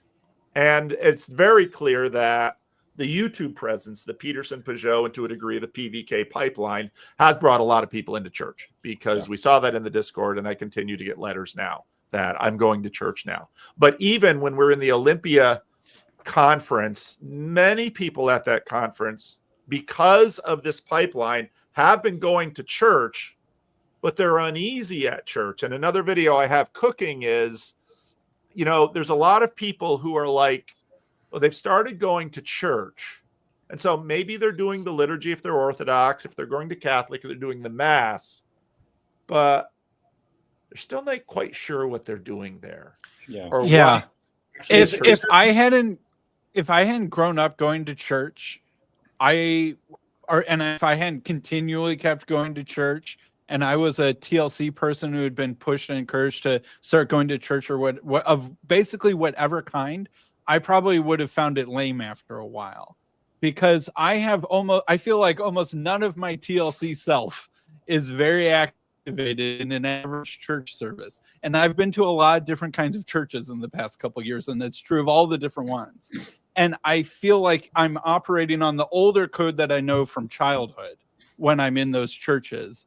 And that if I were just there for TLC motivations, that I would probably get tired of it and not find what I was looking for, and probably burn out. I guess that's a good, I mean, no, I think that's a good point, Sam. I guess two questions. One, should we want your TLC mode to be activated during church? And then two, like, if you've never had that kind of like background, how would we ease you into just letting that part of yourself go? If your answer to the first part is no, you don't need to be your TLC self in church, because that's not like. If the sermon felt more like some of the podcasts that I liked, that would probably be true.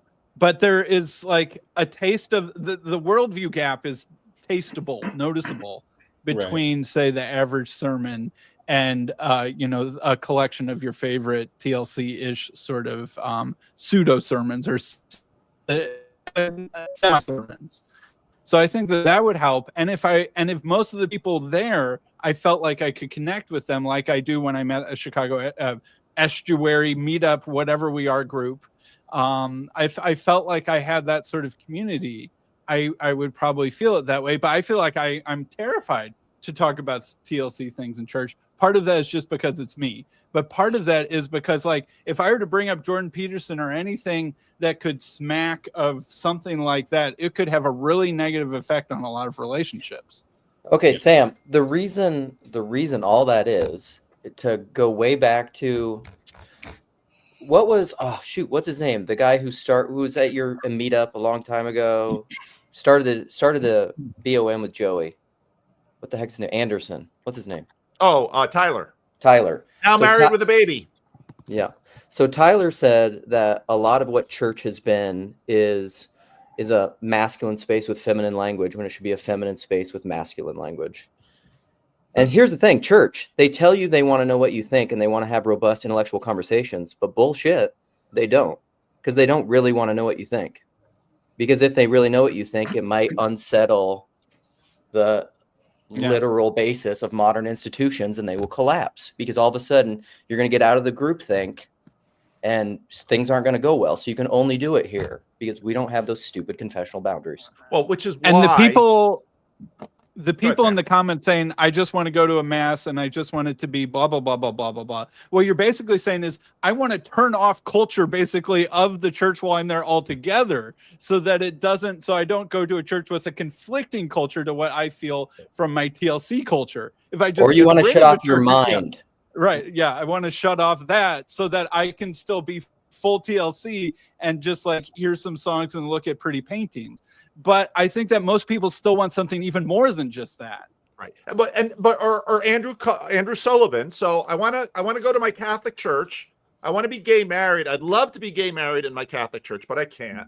But I'm going to go to my Catholic church. I'm going to go to my mass. I'm going to pick my priest carefully because I'm a famous person. I'm going to get that done.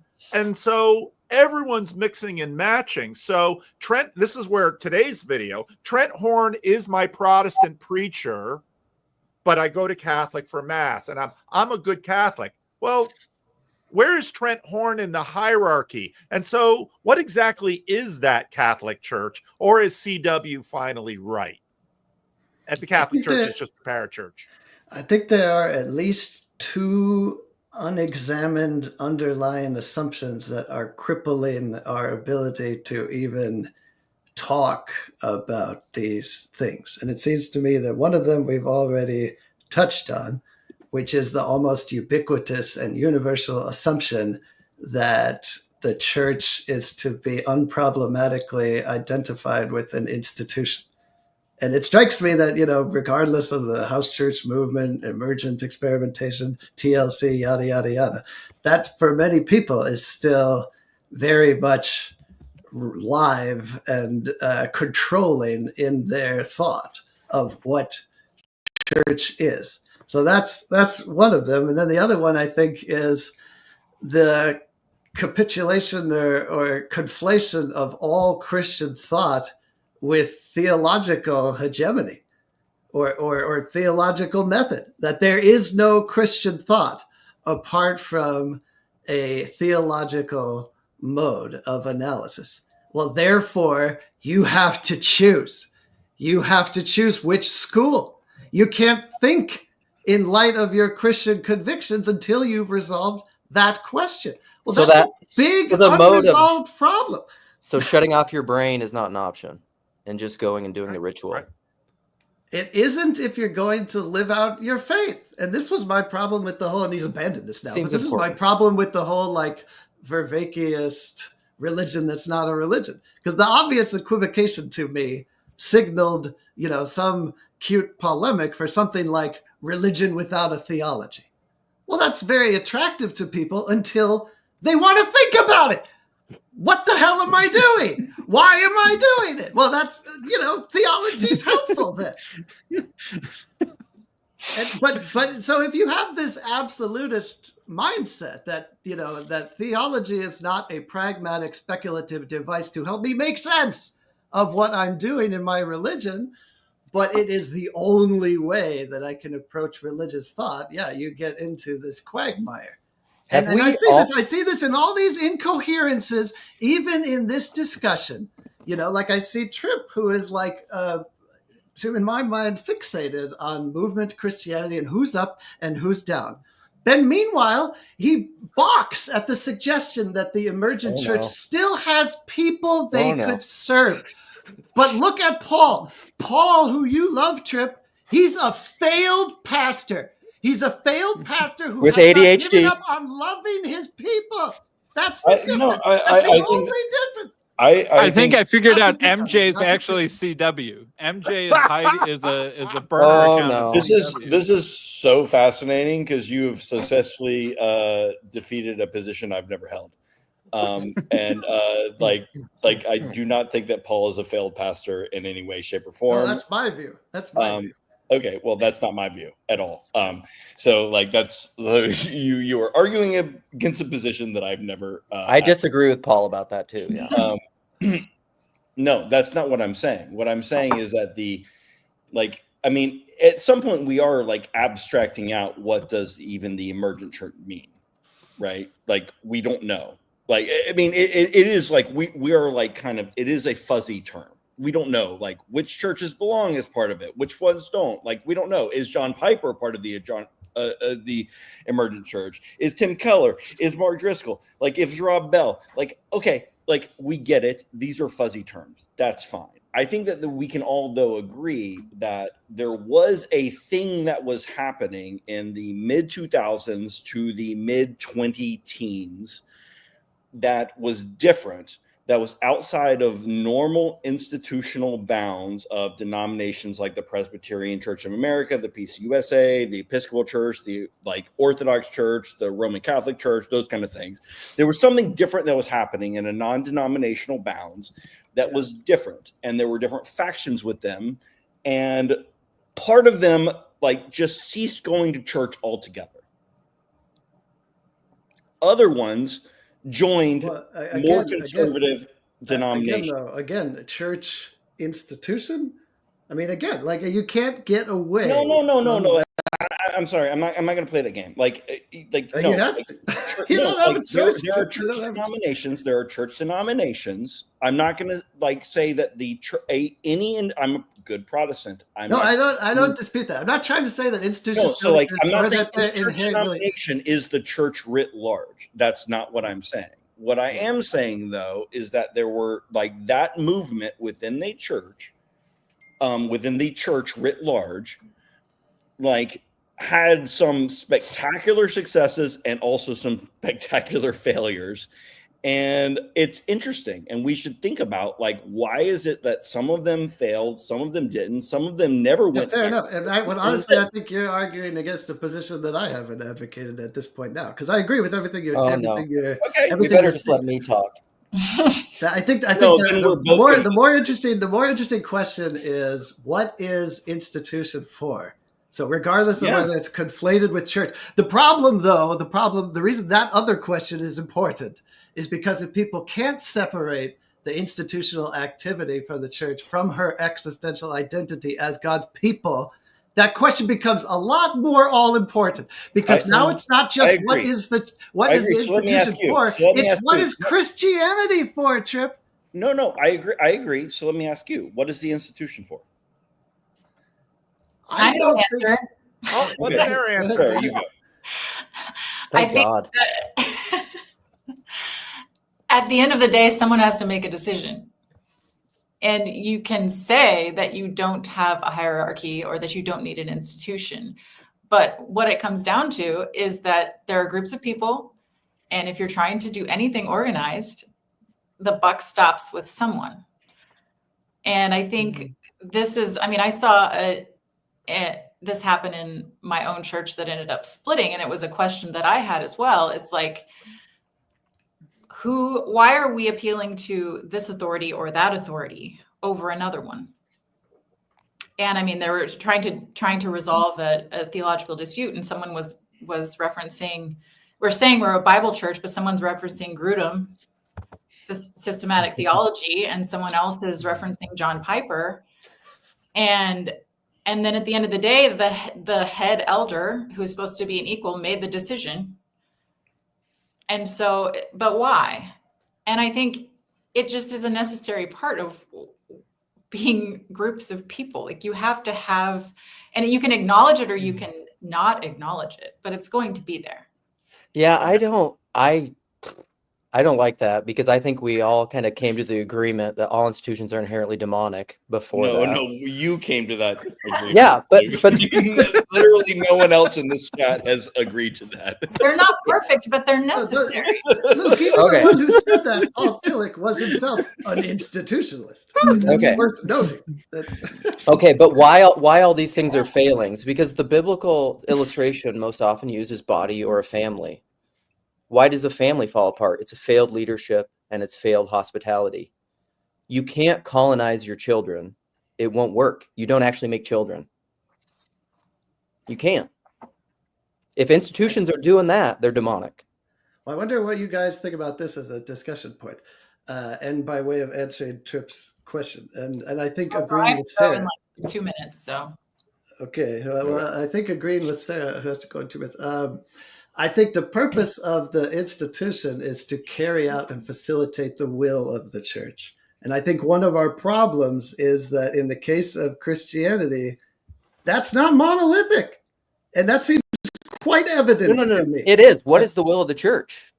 What's the will of Jesus? All right, Let's go we're to John do 17. takeaways, and because Sarah has to leave, she gets to go first. But someone has to just say papacy at this moment in this conversation. So go ahead, All y'all Sarah. can say Take away. papacy. What am I Take away supposed from this to? What am I conversation. supposed to say? Take away? Oh, Yeah, gosh. take away from this conversation. Oh, I don't know. That's tough.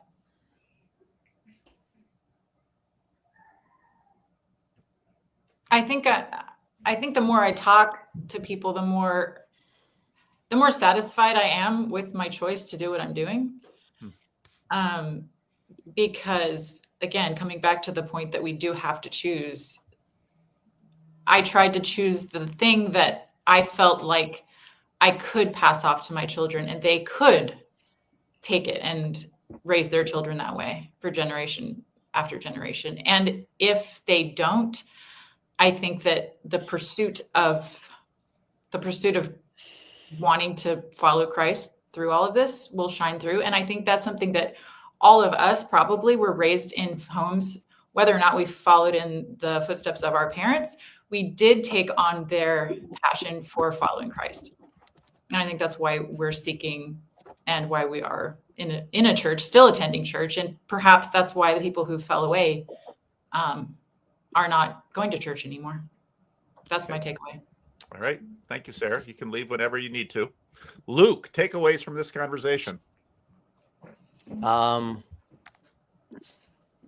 Receive with meekness the implanted word, which is able to save your souls. If you understand that, you understand everything. Where's my Luke bingo When card? was it implanted? When was when does it get planted? When is the wrong question? All right, there's Luke's takeaway. Sam. I think that the TLC could be deeper and bigger in terms of what's going on than the Emergent Church was. I think that we can do, there are way bigger and deeper theological and philosophical and ontological even questions being asked in the TLC than I think the Emergent Church ever did, which was just like fixated on, like a very narrow version of Calvinist versus Arminianism or something like that. Or, sexual ethics, basically. And that I think that there is actual work and progress that can be done and made by doing actual real theological work. And I think that that could be something like a telos for the TLC, should we choose to accept it. All right, good. Thank you, Sam. Tripp, takeaways from this conversation. I think my takeaway is mainly that and I'll go back to what I said about Jordan Peterson and liberals versus conservative at the beginning. Like, what we're really observing is the need for flexibility and individuality, and also the need for institutions. And what we're struggling with is, where does one go too far versus the other? And you saw the Emergent Church go too far in one direction. We've seen other denominations go too far in other directions. And it either becomes totalitarian or it becomes just this free-for-all nonsense machine that can't stay together in any kind of coherent way. And so we do need confessions. We do need things that bind us. But then also, we don't need to be so stodgy and rigid that we exclude people who would otherwise be on board with the larger mission that we're doing. And so I think that's where we're all struggling a little bit. And that's where just observing Young Restless Reform, Mars Hill, the Emergent Church, all these kind of things, that's where we're all just observing the ways in which they err that maybe we could do better in the future. But we all have to admit that you can err in both sides of this. And it will either completely dissolve, or it will die like the stodgy stone case that you made it. It's going to be one or the other if you don't attend to both sides of it. And so that's kind of where I am. And I think that's where observing the Emergent Church movement, when I look at it in retrospect, that's what I see, is that it was not cohesive enough to last. It had its strengths, but it wasn't cohesive. And so I think that institutions are good. They can become oppressive, and we have to fight against both. So. All right, good. Thank you, Tripp. CW, takeaways. Yeah, it's interesting because it's such a Pandora's box of things that, as is, I guess the cottage industry of the TLC, right? And as Luke likes to say, in talking about anything, we're talking about everything, right? I accept that. Thank you. So you accept my loving quotation, but so it is with this conversation. I do think that I differ a little bit with Tripp in the analysis of the Emergent Church, but I would hasten to add that for me, it's not that big of a deal. So in other words, like I didn't see the emergent church as in any way vying for some sort of like proto-normative future Christianity or something. So to me, the fact that it fizzled out as a movement is kind of like neither here nor there. Although I do know a lot of people who were profoundly affected by that. And my analysis of what happened there, even though it's a small subset of the broader Christian phenomenon and experience, is quite different. It seems to me that this is kind of a hot take that I've been percolating while I'm listening to everybody here. I wonder if it wasn't and this might sound weird, but like imperialistic pretense of the leaders that ultimately failed their people. Because, like, can you argue that it was incoherent? Yeah, it was too fucking incoherent to be a totalizing normative movement that took up the mantle of all cultural Christianity. And to the extent to which that's what Tripp's saying, I completely agree. However, it was not too incoherent to serve its people. And a lot of those people are here in the TLC now. And I will just clarify that, like, I think while Paul may have failed as a pastor by all worldly objective standards, presiding over what is now, I think, a dying church, he is a tremendous success. A bunch of new members coming in. I got to watch what I say. Okay, well, you're on the upswing now, Paul. Numbers. Ride the wave, right? Numbers, go, Rick numbers. Warren, go all in. But I think he's a tremendous success as a pastor in the existential truest sense, because he hasn't abandoned his people. And honestly, when I look at the emergent church, all due respect to them, they abandoned their people. And it's not because they went away, and it's not because it was too incoherent for them. It's because they couldn't steer the ship of cultural Christianity, so they gave up. That's my view. But wow, I think that's it. I'm really persuaded by that, CW. I really am. I'm so glad you decided to come. Now I got a bunch of people backstage, and StreamYard is saying that other people have tried to get backstage and couldn't.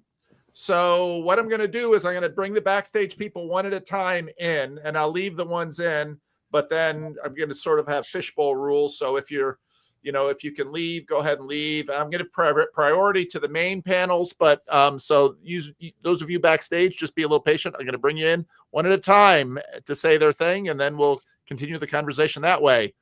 Christian Baxter, what say you? What do you have to say about this thing that we just did this morning? TLC will last if we accept the incohesion as a feature, not a bug. I think that's the, shout out to Peter Rollins and the Church of Contradiction, Luke, and such. I don't know. The thing that makes me think of is just like the end part that CW was making, and even the contrast that trying to shift culture and then make this into an actual thing, as opposed to this is where the Estuary comes up and then it comes back down. Everyone has to come into the digital space and come back down into the embodied space. And YouTube is a place where things have happened. And Emergent Church didn't happen on YouTube. It happened in the blogosphere, like was mentioned earlier, and it happened in the publishing. This is happening and happened on YouTube. Jordan Peterson happened on YouTube. Pajo happened on YouTube. Paul Vanderklay happened on YouTube. And so like Paul's thing about, his success, and not, I said this in the comments, but his success was not, he failed by metrics of scale. But if you talk about scaling over here, I think it is tending and grow. It's still growth because it's been pushed to be scaled. And that's a feature, not a bug, I think, as well. I remember one time Alan said, responding to Paul, he said something like, should I keep doing randos? And he said, if not for just simply the sake of example. And I'll won't forget that, because that's actually a feature of culture. It's not just a feature of nostalgia. It's actually like a feature of a culture. And so anyways, I think those are some of the things that hit me initially. And yeah, that's all I got. A second. All right. Any response to CW? I mean, to Christian Baxter. Sorry. When you C-Bax and CW. The Bax tax and let everybody flood in. Got All all right. these like all these limitations, the Paul wall and the back's text. Oh, all right. And Nathan. Oh my Yeah, goodness. boy. There he is. Here he is. What say you to this conversation? This will be interesting. Yeah. I think my view is that a lot of what people are saying is just far too speculative for me to buy into it, to be honest. Like, I mean, there's a lot of specific. Yeah, so I mean, there's a lot of like vibes-based analysis going on, right? And there's not a lot of specific predictions, and those predictions are often not based off of like gathering any kind of empirical data that's operationalized in any kind of way. So like I think in order to have good predictions, what you'd want to do, and this would be really difficult to do, is like gather data on the type of people who have come into these movements, or people who have come into like the Discord or something like that. You want to track over time like where they end up going, like because you might have some kind of selection effect where there's people that you see, and so you get an impression that a lot of people are hanging around when a lot of people are moving out, but maybe a lot of people aren't moving out. Maybe a lot of people are staying and converting to Catholicism or something, right? And so in order to know what's really going on, you have to have that sort of information. Really, it's not going to be Well, we do have a resident sociologist, Nathan, but nobody asked for her, of course, but but she is here. She's doing studies. Still in process.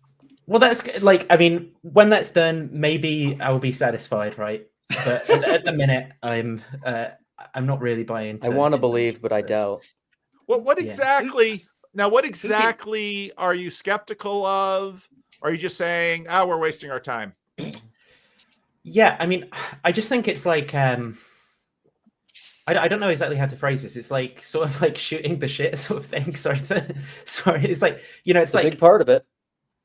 I mean, I understand the social aspect of what you're doing. Like, I think there's something good in the community that people get to talk about theology in a unique or at least way. Not obviously bad, but it might not be entirely productive or meet the grandiose expectations that we perhaps sometimes set for ourselves. Fair? But we talked about that earlier. Productive toward what? The utilitarian is the thing of it's industry, it's institution. Can I say, as the person who chose to interview Nathan Orman as my first official act as being a kind of public character in this godforsaken thing, before you left it. Yeah, well, here I am. He's fucking dragged me back in, but I'm so sensitive to this view that he has that I've kind of been thinking that the whole time, because I think in terms of to the extent to which TLC is latently Christian, which I do think is a large extent, I often wonder, what are we saying about Christianity? And I don't mean that in some missional sense. I just mean in a baseline, is there any kind of coherent Christian witness or identification as a through line here? And often I'm not sure, I have to say. And so I'm very sympathetic to the concerns of Nathan and just the sort of, the kind of emperor's new clothes observation that there's a lot of self-satisfaction in us doing some sort of grand philosophical thing or some profound cultural movement, but maybe not a lot of substance to back that up. Let's put it that way. CW, I just want you to know that that Nathan has paid for your sins. Thank you. It was my sins as well, because I swore. You pay for as soon as the pounds in the jar ring an angel with something. To the best of my understanding of what CW is saying, is the moment that you make that your explicit thing that's when you cross over into Christian YouTube, as opposed to just coming here as a person and trying to talk to other people and maybe do a little bit of your own creative outlet and but also looking for that, simply looking for the conversation that was pretty clearly defined within the previous the Estuary conversation, is that you generally can't find this even from your pastor when you walk into the church. And so what do you do with that? What do you do with 7 years of YouTube consumption? What do you do with that? It has to go somewhere. And so I think that Well, you monetize it, Christian. That's what you do. You monetize it as best as you can. Yeah. Well, if you're on the receiving end of it. But I think, and again, Tripp asked me, what I most wanted is to create a space, because I knew I create a space where people can gather and at least have each other, because it is, again, that quote that Bethel grabbed from that Daily Wire thing. That's what cripples me when I think about that poor soul's got nobody, and I just think, that's hell.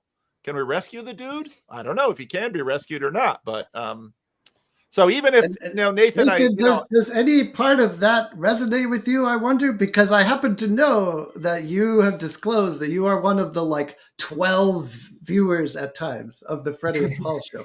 So I wonder if any part of that humanism maybe resonates with you. You watch the Freddie and Paul show, Nathan? So I've not in maybe a year or so at this point, but I was for a long time a viewer. Thank you. Freddie appreciates that. He especially appreciates comments. I think the goals are noble, right? In terms of what you're expressing there, that you wanted to do. So to clarify what my first comments were about, I was assuming a purpose in the conversation, which was to make predictions about the movement and how what direction it's likely to go in, and what would help it achieve certain goals or something. And I think you're giving us too much credit, Nathan. Yeah, and I think insofar as that's the goal, that's where I'm saying well, if you want to do that well, you need to have a bunch of empirical data and stuff. But if you're doing something else, which is more kind of just vibing and having fun with people in a community, which is fine, but it's just a different sort of thing to having accurate sociological theories about what's going on or something. Remember, the title says that a bunch of us realize something about ourselves this week. That's the level of grandiosity that the stream was aspiring for. Also, admittedly, I'm anti-utilitarian. I mean, I'm not trying to accomplish much in that way. I think that's the way of ego. So, well, and I think CW's point, which I think CW's, he's taught me a ton in this live stream about, did the emergent church fail, or did they give up because they wanted to be the next Billy Graham, and they looked at the data and they weren't heading that way, so they're like, F it, I'm out of here, and I'm going to go do my little Solomon's porch, and when that gets too hard, maybe I'll teach at some small Christian college who will tolerate. Run for Congress. Yeah, run for Congress. Because the people didn't matter. The goal mattered. Your utilitarian goal mattered. Yeah, like Blue Light Jazz, Donald Miller. He just has a marketing company now. That's his thing. Is a marketing company. I think, and that's the part with Luke that I would say that needed to be. That's one of my whole contentions with church startup culture is that actually needs to be contended with seriously. What are you doing? You need to really admit, I actually want to grow a church to 2,000 people and just say it. Or I actually don't want a big YouTube channel and I'm just playing. Or, I want that's part of the Jungian, embracing the shadow, or at least contending with it and having an honest conversation with it. And that's part of it. And that's part of the forces at play, even with Nathan, oh, I never look at my metrics on YouTube. Yeah, I do. But I'm also I don't even know what to do with all of them. And even still, if someone was going to try to capture the metrics of this, I mean, I've looked at even trying to capture my own metrics. I don't even know what to do with them, or how to count them. What does it mean when it says you put out a 2-hour podcast and the average listening time was 20 minutes? What does that mean? I don't know what that means. No, the only metrics the only metrics I really look at are the people I know. I know Chad, I know Seabax, I know Sam, I know CW. When I see those comments, that makes me happy. I give two shits about any other metrics. So I think Only the problem two. is, though, if you're having a Okay. conversation about broader impacts on society, right? So you can make claims maybe with a lot of accuracy about how your interactions impact like the full people that you're talking to, whatever, which is like fair enough. But you've got to kind of caveat and scope the claims that you're making. Then I don't think you should be like talking at the level of like a global or nationwide movement or something like that if you've not got good data to kind of like back that up. Would it be? But I don't think Do you you can think, talk at that level Nathan, ever Well, I wonder about meaningfully. so, Nathan, do you think that there are kinds of admittedly speculative and hopefully acknowledged as provisional general observations one could make to some productive effect? Like, for example, let me try something. Like, I mean, there is a lot of banding about civilizational Christianity and Western culture. And all. Well, what if I tried to qualify it a little bit more and maybe see if this is the kind of assertion that could be palatable to you, at least as something people could coherently talk about. Okay, what if I said something like, in Western liberal democracies, institutional Christianity in particular is losing its capacity to engage in social engineering en masse.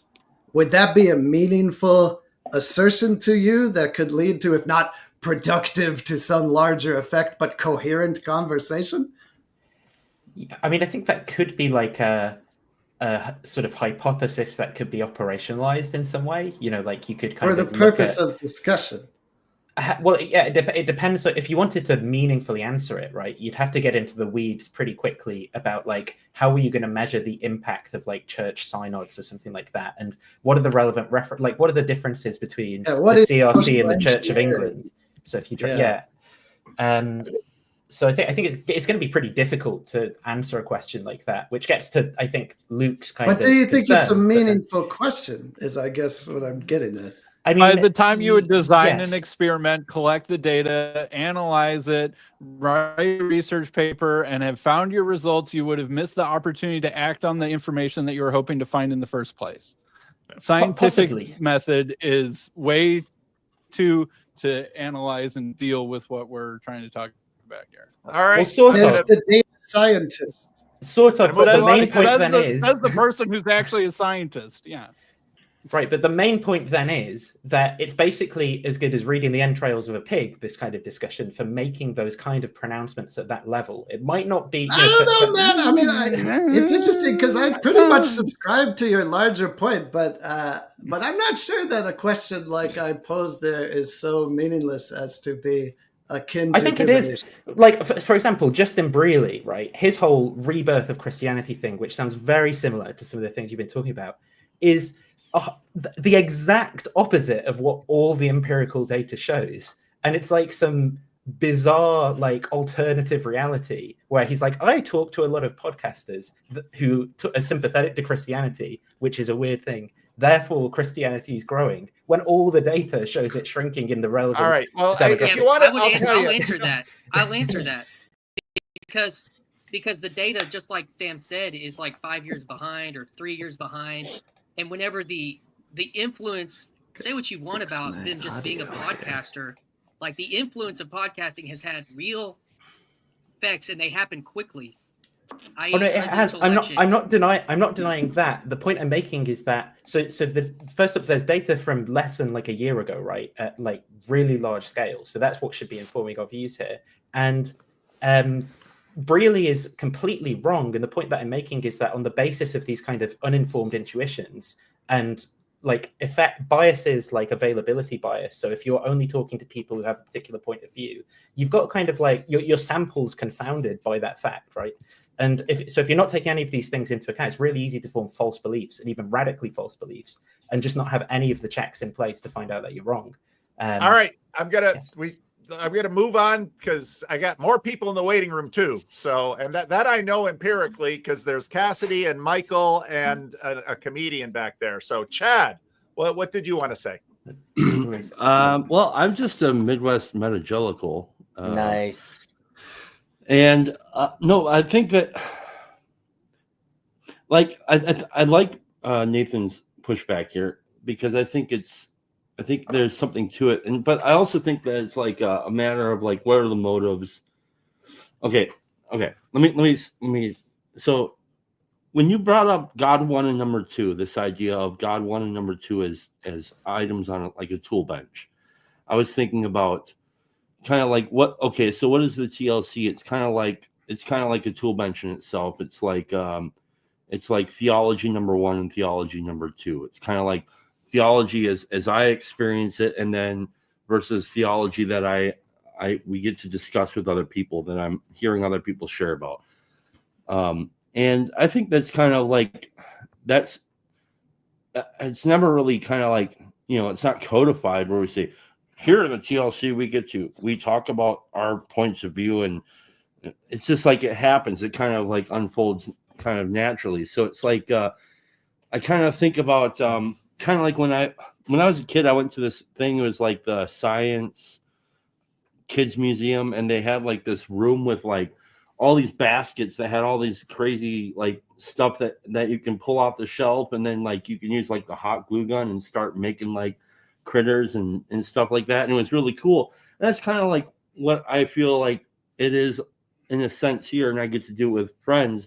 And because the distance that we have between us, like if I were to spend time with you close in person every day, I'd probably want to break your neck. But since we have like this distance between us, it kind of helps us to like, there's a buffer, and so like it's a tool bench of sorts, a playground. So, and what I often hear like people talking about theology, what came to mind to me just earlier was something like a word like egoology, or, like it's more like my own ego is and all of its assumptions are delivering the theology or something like that. When I was reading it, whatever. Sorry, I'm just a Midwest evangelical. So forget about Where me. did Nathan go? I just he dropped himself. I didn't bring him out. So what was he hates saying? me. Maybe it's wrong. I guess I have to go back and see what he was saying. I mean, I don't know how to because respond to that. I'm not quite sure I tracked. So I'm so like sympathetic to his overall disposition, which is to be kind of cynical and distrusting of the pretensions of this or any movement, I guess. yeah, but you have to act. And that was Sam's point, which I thought was a good point. And because, one of the things that I noted that, and I could go through my analytics, actually not so much, but I judge. So YouTube actually doesn't care that much about your number of subscribers. What YouTube really tends to care about are the number of comments. They look at likes. But what YouTube really looks at is engagement. And what I noted when I started talking about the emergent stuff, engagement went like this. And for me, okay, so Starbucks has like these tables and chairs, and they heat and they have music and they do that. Now, Starbucks is about selling coffee. We all get that. But when I go by a Starbucks and I see people talking to each other, part of me says, is it scientific? But part of me says no, because I know I wouldn't want to be alone. And although actually I'm kind of an introvert, sometimes I do like being alone. But I just knowing people, and and so when CW says I'm leaving the TLC for 5 years, and I've also been a pastor for a long time, so I don't have those buttons easily pushed on me. But and then a bunch of people freak out. What are we going to do to keep CW here? It's like, you got to let CW be CW. He's going to do what he wants, first, number one, regardless of however he views the world. But I still like CW. I still like Nathan. I still like, all sorts of other TLC exiles. And so, but what I'm going to do is sort of, keep the space open and keep the light on. And if they're ready, and that's how I work church too. So that's how my father worked church. There's nothing scientific about it. So, Cassidy, what say you? Well, I really like the conversation. I've actually been having similar conversations with my sister about this idea of like church and divisions. And the way we navigate those things, especially being the tension of like me going Orthodox and my family going Orthodox, and they staying Protestant, but us still moving towards Christ in this really interesting way. So it was really interesting to hear everybody talk, but I wanted to hear more personal stories and personal application of this stuff. And I think that's something that whatever this space is does really well. Not to dismiss Nathan's point that, you know, empirical data can sometimes be helpful in understanding truth, and there's a place for that. And I wouldn't ask anybody to shut that down if that is their calling. Yet there is something about the recognition of this human connection and this embodying and like embracing life that's not just a data point, where someone's personal story, when you know them about their transformation to something, is much more helpful than a graph that tells me the scope of which denomination is growing faster. And yeah, I just loved when people would talk about the way these things and these sort of realizations are having about this movement are affecting them, not from an authority place, but just like a real personal understanding, and like having that space to be able to say that with authority, but still possibly be wrong. Okay, I want to couple together a few things. So Paul, your whole like people are meant to be loved, not to be used. Data is so you can use it for something. A person's story has no utility. It's just to commune with them. It's just to listen to them. Like, why? What data? You're trying to use data for some end, which would make it egoic. If theology becomes egoic, then you're trying to use it for something. Yeah. I think Nathan's. Oh, go sorry. ahead. Well, I also think just watching some of Nathan's comments here is, I don't know. See, the emergent movement in North American evangelicalism, I don't know. Because the thing is, when I put emergent or emergence out there, people think of it in a philosophical term. And the emergent you might not realize that we've actually tremendously limited to the scope of this conversation to an almost absurd degree. Yes, it's true. And in fact, in walking distance from CW's house. That was a personal story. I want to say that I heard in Jordan Hall's conversation, he mentioned something with his pastors, and he's like, there's something new emerging in the church. And my mind went, boom, 2001. Like that's what happened to me when I heard him say that. He has no context for the emerging church. Yeah. So like when I heard him say that with pastors in North Carolina, who probably do have some context for that, but one of them was Raised Church of Christ, and so his exposure to that is probably limited, and during that whole season 25 years ago. And so yeah, I do think that there's a segment of you know, people that's like, oh wow, this was a thing that happened. It is very niche, and it did happen in evangelicalism, and it happened. A lot of it did happen when we talked to blogosphere. Early Twitter, my first early Twitter was full on Rachel Held Evans having live debates with Russell Moore, going back and forth. They were both Baptists trying to conserve something or take the Baptist church somewhere. And that was like second tier emerging church, because the publishing side of it that you mentioned was Donald Miller and Shane Claiborne and Brian McLaren and the others and the like. But like, to Cassidy's point, I'll give you a story. Whenever I was 16 and I got invited to help start an emerging church that was, 10 families, and they needed a rock and roll acoustic guitar guy instead of a CD player playing Chris Tomlin. Okay, and so that was what they needed, and they asked me. And then after college, I came back and I worked there. No. The church had changed. It had formed a little bit more. It had coalesced, and they decided on some doctrinal stances. And one of their doctrinal stances was to allow for alien immersion.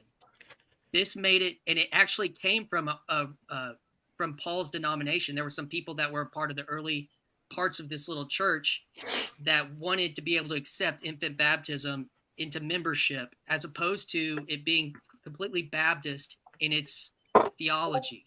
So this opened the door. I watched Catholics come into our church because of that one doctrinal statement. And then that could join and wouldn't have to get submersed to become a member of what generally many of these churches were quasi-Baptist churches. When I got hired there after college, one of the elders who would sometimes attend the Episcopal church up the road for its liturgy, but wanted to bring his family to our community, our Bible community church for its doctrine and community centeredness. He handed me, as the guitar playing guy, he handed me the office of the liturgy of the hours, and he said, "Hey, you should try reading this." And at times they would be like, "Oh, Christian, maybe you should do a written prayer," or "Hey, Christian, let's do communion like 5 different ways this year." "Oh, and hey, let's maybe we should do a creed this week. What do you think?" And so, but I saw this then play out because there are real political ramifications related to this whole conversation. It cannot be separated from conservative and progressive politics at the same time, and its influence in evangelicalism and in the church. And I recently watched the church break over that. It took 25 years, and part of it, but it also was breaking under the forms of CEO mentality about how to operate and run a church, and that you could go listen to the Mark Driscoll podcast about this, and all these things. This was my whole existence for the last 25 years in Christianity, has been this real thing that happened, and seeing and what does it make me want to do at this point at 40? It makes me want to turn our focus back towards the institutions, because that experience wasn't on an island.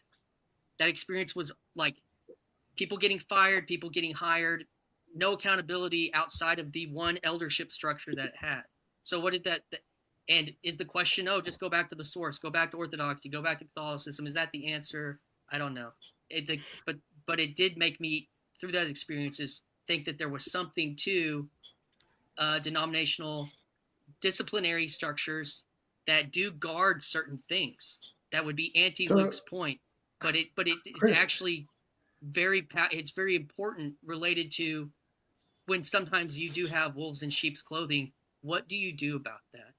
And I think that that's also been a question related to all these things. And you can go look. I encourage everybody to go look at the difference between how Mark Driscoll was fired and how Scott Sauls was fired from Christ Church Presbyterianism.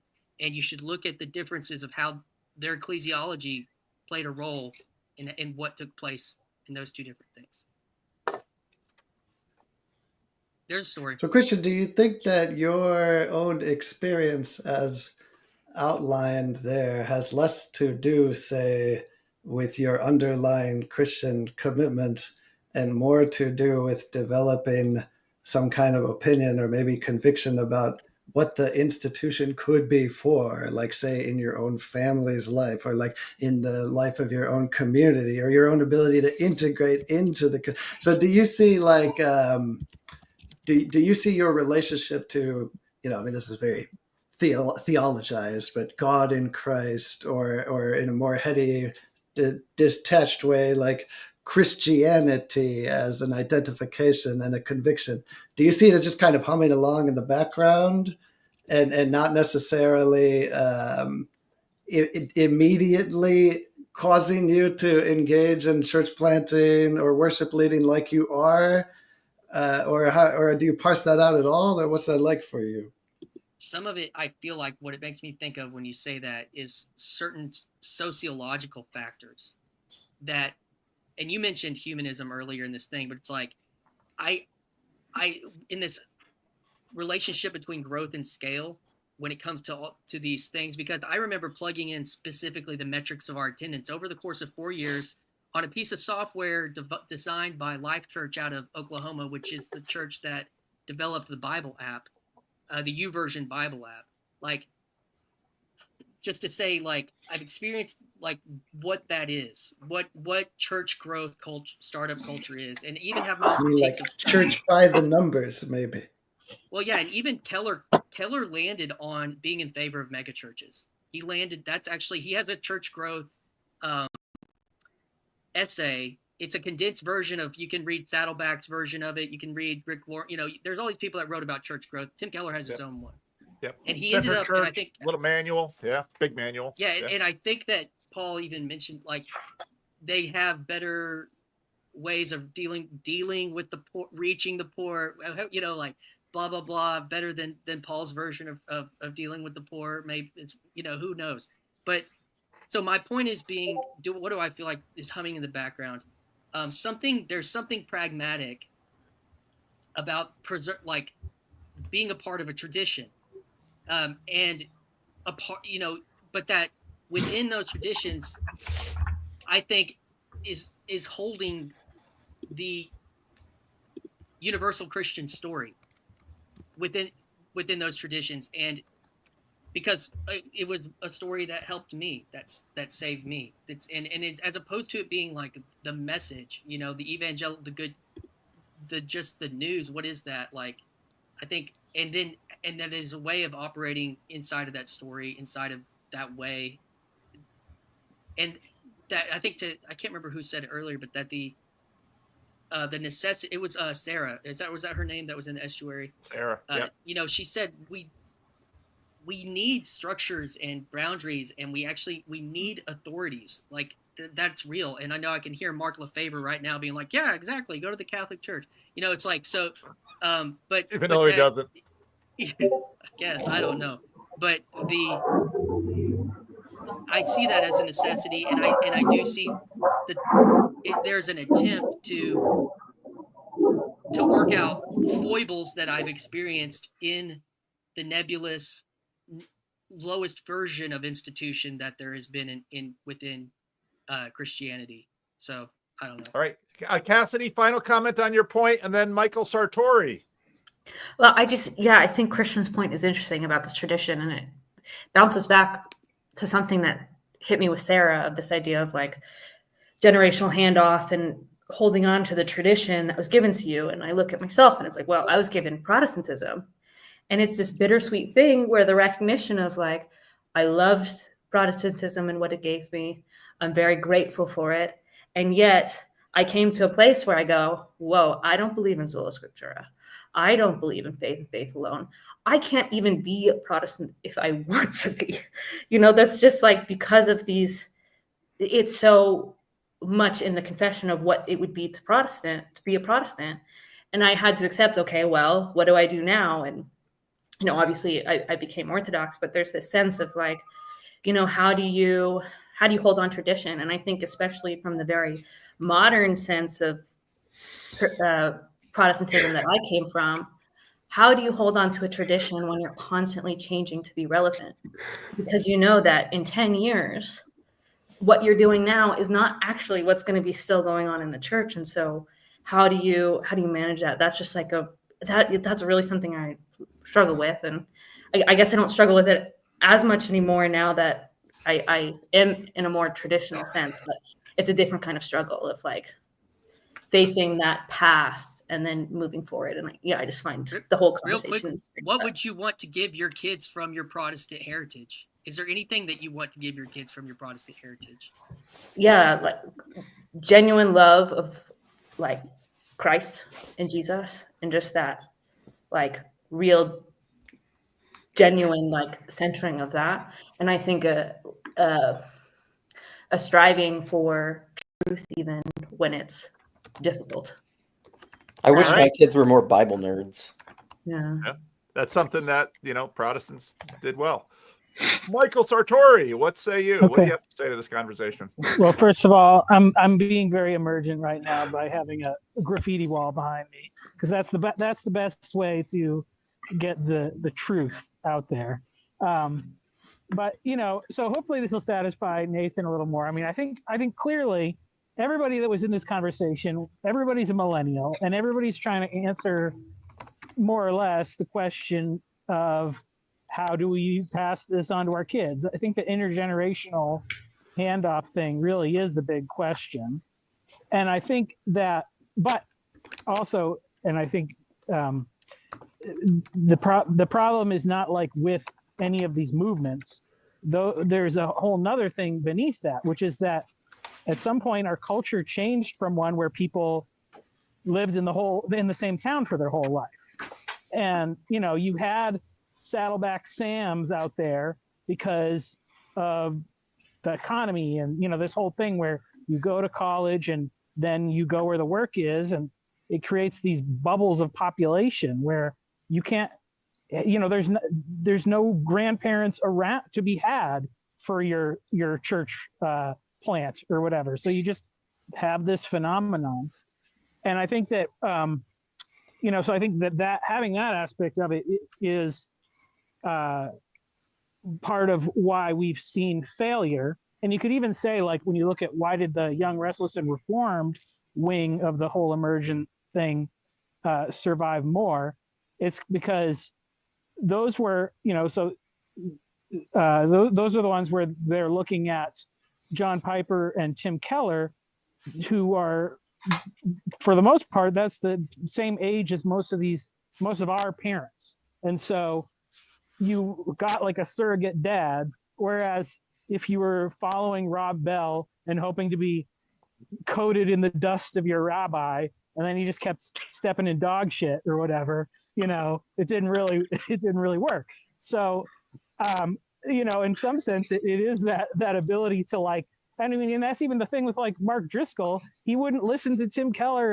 and John Piper because they weren't as good at church as him. So he didn't respect them. And, you know, so, and so then the last point I'll make on that is now we kind of have, so you have all the people returning tradition in this kind of metagelical movement. When I look at that, I think about, like, okay, I'm whatever I am, like mega church. My parents more mainline evangelical. My grandparents Catholic. And so then when I see like people of going all these traditions and trying to work together, it's like, oh, well, this would be the equivalent in a sense of being able to have a conversation with my parents and my grandparents and, you know, live in community, which is what families hopefully do, regardless of those differences in the approaches to faith. Okay. Also, Rob Bell's cool. So, well, but no, you went again, on Oprah.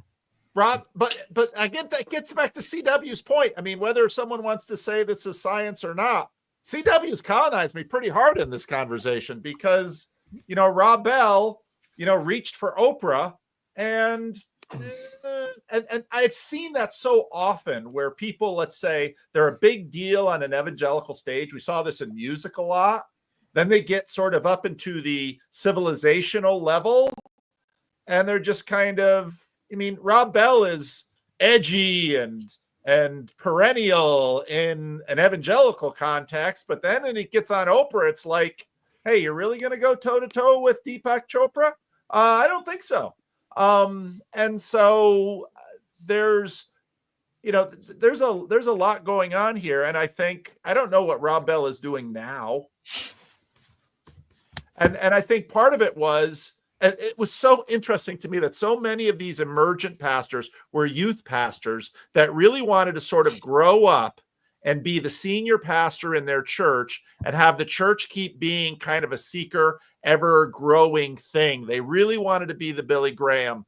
And when they got deplatformed by the evangelicals, they didn't want to stay.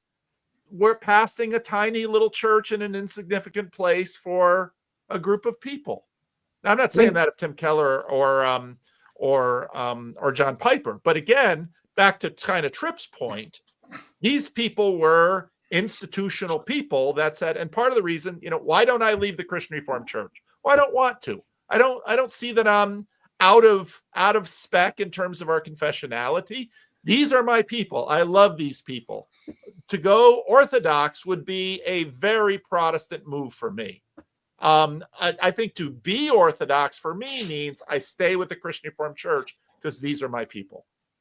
So it's almost as if like Rob Bell was very helpful for me, and he doesn't have to be helpful for other people, and other people don't like him, and that's fine. I love Rob Bell. I saw him. I went to go see a concert, you know, essentially where he just taught. So I mean, you know. I mean, I just mean like there is no monolithic answer because people outside of, as a Christian, I would say the mystical Christ, which manifests individually everywhere in different ways. Okay, corner citizen. I'm gonna close this at 1:00, and I got a few more people to get in. I haven't seen Andrew take a bite yet, so I think he's really failing us. But all right, Alan, what say you? Well, I unfortunately I was just about to slam dunk on Rob Bell, so I feel bad. I don't even know. Love who these wins. People, love yeah, wins. Love wins ultimately. I don't even know who these people are, but yeah, I just wanted to make a point of like how really like in the desert we are, and that really leads to like you need to answer fundamental questions and like restructure things fundamentally. And even just having places to like gather.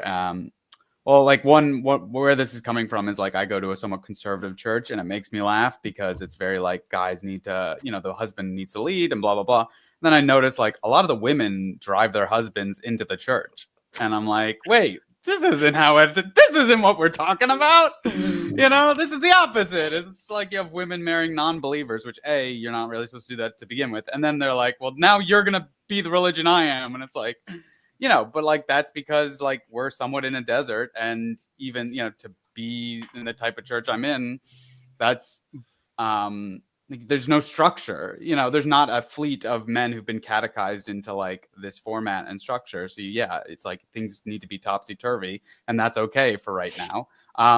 But like even just the ability to come together, eat, talk, and laugh. There's that quote, there's no sound I like better than adult male laughter. Yeah, that's because that's from C.S. Lewis. That's because he was in an institution. He was a professor, and there were lounges with leather-bound books and chairs and pipes, and there's a whole way for them to come together, and we just don't have that. And now that we're outside in the outer courtyard, yeah, it's not going to be confessional. It's not going to be like, well, this is how we take communion. This is how people. It's just like, yeah, and it's by definition loose. So yeah, any attempt to like. But that's what it offers. That's the benefit of being in the desert. That's the benefit of being outside, is that people who don't know how to get together can get together. That's the benefit of the icebreaker. That's the benefit of small talk. Everyone says, I hate small talk. It's like, well, how the hell are you going to get to big talk if you can't do small talk? So like, I think just having a space like this, and shout out to CBAX for bringing up my like, yeah, randos is a great way to show how do you do icebreakers? How do you do small talk? How does PVK treat random people off the street? Oh, Shannon, you got sound issues. Yeah. No, keep going. Yeah. Any responses to Alan? I just want a note from Mark Lefever's priest that he goes to mass at least once a week. If I don't get that note, all of his talk about institutions means nothing to me. I do think there is a hunger for young men to be told what to do by another man in our culture, related to your comments about being dragged to church by your wife. And for Nathan Orman's statistics, or maybe a woman told what to do by their wife, right? So on the statistics side for Nathan Orman, there is an interesting. I don't know. I can't cite the whoever's and the whatevers, but have seen it, on the godforsaken Twitter, that the likelihood of like a religious faith being passed to the children has the most statistically important person is that the father is serious about the faith. So. Yeah. All right, Jacob Federecci, welcome. It's so good to see you, man. So glad you came. Well, CW is here, so I had to come. CW said the institutions are parachurch organizations, and I think he's half right. The churches are para-synagogue institutions. You do not know what you worship.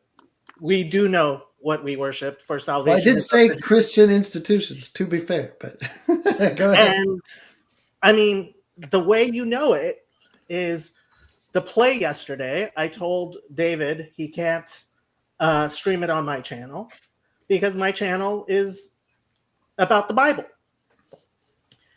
And I was kind of guessing Paul would stream it to his channel, and he kind of did, because that's where the Bible resides in TLC, is on my channel. It's the fundamentalist remnant. Look, if you're looking to participate in the God of history, if you're looking to participate in the kingdom of God on earth, you have to look at history. You have to look at the arc of history. You have to decide how you're going to live your life. And I think where the light is should be obvious to anybody who wants to look for the light. I think there's something to that. I mean, at risk of being glib, you know, Judaism has the often tragic but perennial advantage of being an insurgent movement, like everywhere it is. And there's this sense in which Christianity is sort of a victim of its own success, especially on a, you know, massive cultural level. What is success in Christianity? Which makes like martyrdom. You know, I'm waiting for Hezi. Hezi owes me a conversation, because what I really want, what I'm super curious about, is civilizational Judaism in Israel, because that then is the opposite of what CW is pointing to. Whereas now, finally, after thousands of years, the Jews get to say, this is our state, this is our land, how will we do it? And in some ways, then, now you've got the difficult situation of Christendom. And of course, Jacob, we know that you're an anti-Zionist, but pro-Israel anti-Zionist. Paul, it hasn't changed. Being Jewish in Israel, most people who are citizens of the state of Israel do not identify with Judaism. Judaism is a religion, despite what Zionists would like to make it. All right. Any other responses to Jacob? Then we're going to go to Andrew to see if he actually wants to say something, because he has not eaten anything. We've seen no personal hygiene care. He's mostly Andrew is just confirming the vibist nature of this. That's right. With the vibe. He's confirming Nathan's worst critique of us, that this channel, like the Seinfeld show, is finally about nothing. It's not about the Bible. It's not about. Well, I will let anything on my channel. At least Jess has a like noir vibe. That's true. That's true. All right. So Andrew is going to continue to do what Andrew does. Jess, what say you? Well, along those lines, maybe like a small take, not a very hot take, maybe a lukewarm take, is that the Emergent church kind of took the aesthetics of that evangelicalism was kind of forefronting, and then took the aesthetics seriously, and then tried to remake everything vibing from there. And I mean, I think it petered out because of that, but also that was also why they decided to take on all the theology too, is because they took seriously the aesthetics. Well, and I think, you know, Sarah's point about liturgy was super important, because, you know, the ancient modern books, the ooze, I mean, the emergent real, you know, we want candles, we want chants, and so they really leaned into that, but they didn't get to the point of saying, oh, I'm going to go to the people who know how to do smells and bells, because, and then that's exactly what happened later in terms of, I'm going to go to Orthodoxy, or I'm going to go to Catholicism, or I'm going to go to Anglicanism. And because there was a vibe, and that's where, you know, I know what I think I know what Nathan's saying, but the truth is, I more agree with Sam that if you're like I am, like a local church pastor, vibe is super important. And it's not going to show up on a national scale. I mean, just look at the influence of Minneapolis. Yeah, Shannon, you've got something. You've got a lot of static in your sound. I don't know what it is. and so one of the things that you learn is you kind of always have to have everything is also local because we are local. And part of what the emergent church story is important to me is it's underneath, it's a tell in the culture, and it's underneath the history of the Christian Reformed Church. And, you know, it was interesting that I posted some of this stuff on CRC Voices, and Phlebas's brother was like, holy cow, I didn't know any of this stuff. And then he starts putting it, and he's beginning to see that it actually has was in there. Okay, Shannon, I did get an email from you. I haven't responded yet, but it is in my box. So why don't you unmute, and then we'll see. Sometimes the static goes away if you talk. Yeah, hopefully it was turned off the noise cancellation. Hopefully that helps a little bit. Yeah, I just saw obviously late to joining this, but I was involved in the Emergent Church in Dallas in the early and mid 2000s, and have definitely been feeling the emergent vibes as I sort of jumped more into this channel and the Discord, and I think it's very interesting listening to the Emerge podcast, and I'm kind of curious to see if they actually talk to anybody that was not a leader. Like, did they talk to any congregants that attended? I was there, and almost everyone I know that went no longer goes to the church. You're gonna have to really speak up. I'm barely hearing you. So a lot of the people that went to the church are no longer there. Like, they no longer go to church, period. Maybe wouldn't even call themselves Christian. And I think Zach was making that point in his writing as well. And so I'm hoping that the Emerge podcast gets into that and actually will talk to people that are part of it. You know, not just the Yeah, the rise and fall of Mars Hill did that. I mean, they Driscoll didn't participate, but they did go. And I think, again, CW's point, I think, is really strong on that in many ways they might have eventually had more significance if they hadn't abandoned their people. Now, I'm sure that's not true of all of them, but I think, again, they were formed in the evangelical mega church where, and Christian knows this very well, because I remember this moment when I got back to North America. There are a lot of guys coming out of seminary or coming into these churches, and what they wanted to do was be a mega church pastor rock star. And oh yeah, or a worship leader or something that was going to be big on stage.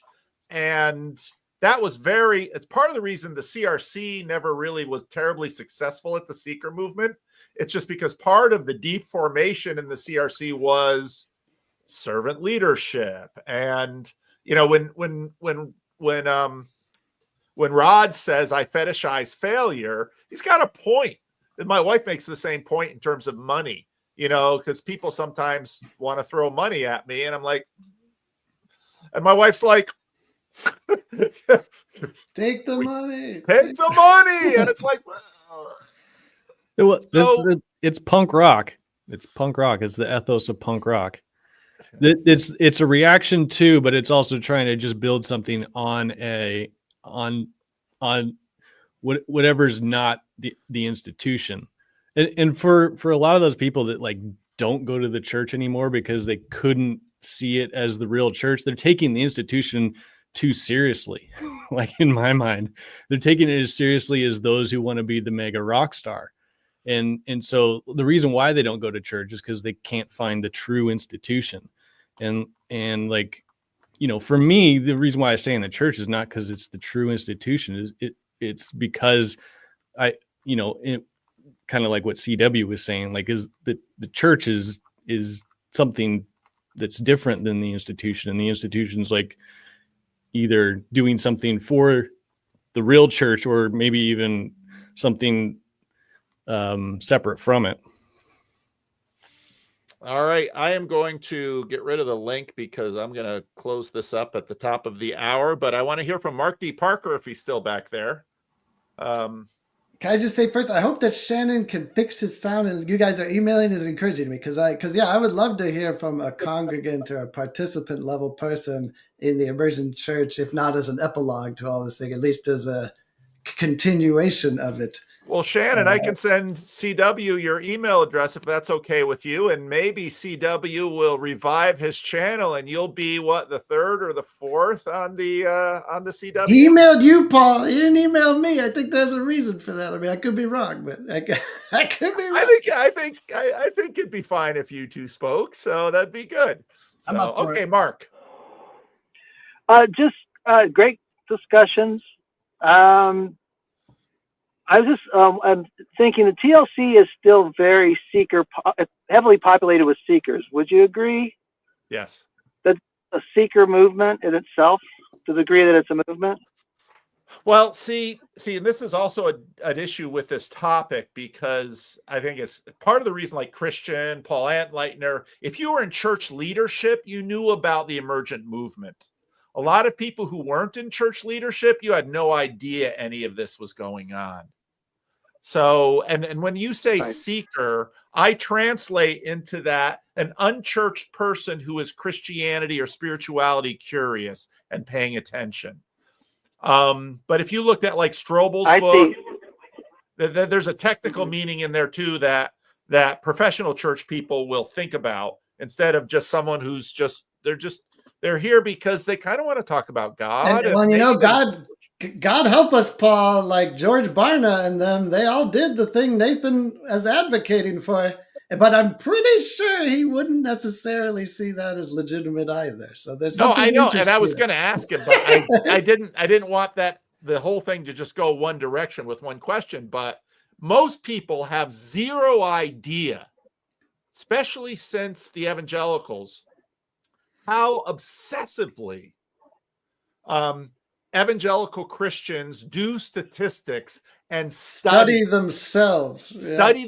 You could not go to a seeker church and not fill out survey after survey after survey. You're always taking the temperature of the room. You're always tinkering with your preaching according to science to boost up the amount of attendance, and you're playing with the music. I mean, if there's a data-driven scientific expression of church that has ever been on the face of the earth, it was the seeker movement. Hey, PVK, a really quick, great quote. Andy Wilson, son of Douglas Wilson.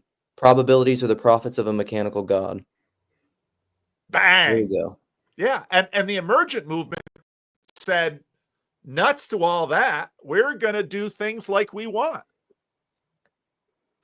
I would say that it was those things were not completely separate. Yeah. So, Mark, I don't know if I stepped on your question or not. No, there's not enough time to explore it. But the one thing I thought of is that we're even within the Christians. Seeker as a category. Just people looking for what was the whole U2 line. I still haven't found what I'm looking for. I would say that's a good 80% of the TLC. Yeah. Yeah, have we arrived at the place where the streets have no name, Paul? Is that where we are? And Mark, what's so interesting is that, let's say, in the corner that you occupy, in the house of Woo, some Pentecostals. So it was so funny because, like, in the 90s, we were planting church and we all had all these percept studies. We're doing exactly what Nathan would love, because it's all the marketing studies, and you could, if you were going to plant, if you're in the Christian Reformed Church in the 80s and 90s and you're going to plant a new church, you looked at these studies and you tuned your music and everything just to your marketing demographic. And then you're going to plant your new church here. And then, as I've heard many church planters say, yeah, we got there and we found the Pentecostals were there and we asked them about their studies and said, no, we just sort of prayed about it a lot and the Lord said, do it there. So, and so the relationship between, let's say, the Pentecostals and the non-charismatic evangelicals is another super interesting but very wonky area. Yeah, I'll be respectful of your time. Love to talk to you more about it, Paul. Especially about the Pentecostal charismatic side. All right. Okay, Aaron, you're our last question before I start the branding. Save the stream. You're the only one who can. High honor. Well, for me, I feel like the question is not. Like, to me, it seems like what really keeps things alive is like how we treat each other and trying to be righteous. Because I feel like we are trying to keep civilizational Christianity or Judaism, including Jacob. It seems like we're going maybe like too far up of the hierarchy of trying to be a leader, managing down, but we don't really focus on the people who are interested, and we don't really. I think like it's more of like a propositional thing rather than a way of life. And I feel like non-Christian people are like Christian-esque, where they like Christianity, but for whatever reason, they just want to have their Sundays off. So I don't know what you guys feel about that. And this is where the civilizational Christianity and the hierarchy and the structure gets interesting, because it before, in the Seeker, and this is what Tim Keller's analysis was, during the Seeker movement, there was still enough of the 19th and 20th century Christianity in the culture that in order to get people into church, you just sort of had to activate them and raise their temperature a little bit, and then they would start going to church again. But you had all of this Christianity in the culture anyway. And that's changing because the United States has had, high levels of immigration. We have more Muslims here than we've ever had. Bible knowledge has tanked out in the popular world. So a lot of the people, this gets into what Dennis Prager keeps saying on the gospel seminar, Jordan Peterson thing, that if you get somebody who's a Christian and goes to church, their kids, they stop going to church, but they sort of have a whole bunch of Christian formation and ideas.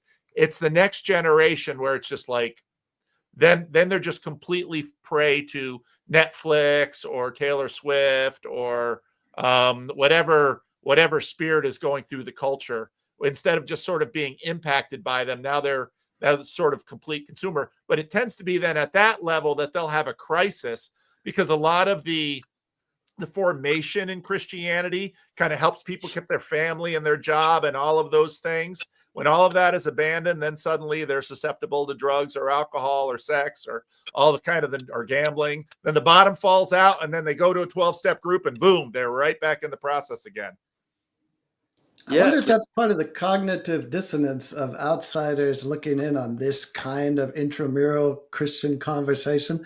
So whereas we are using these very grandiose categories of like civilizational religion and Christianity, they might see that as a euphemism for, psychologically addressing the hangover of the collapse of our cultural dominance. Right.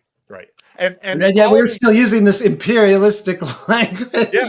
And what's interesting about, Nathan kind of says, well, you guys don't have any data, so you shouldn't be talking.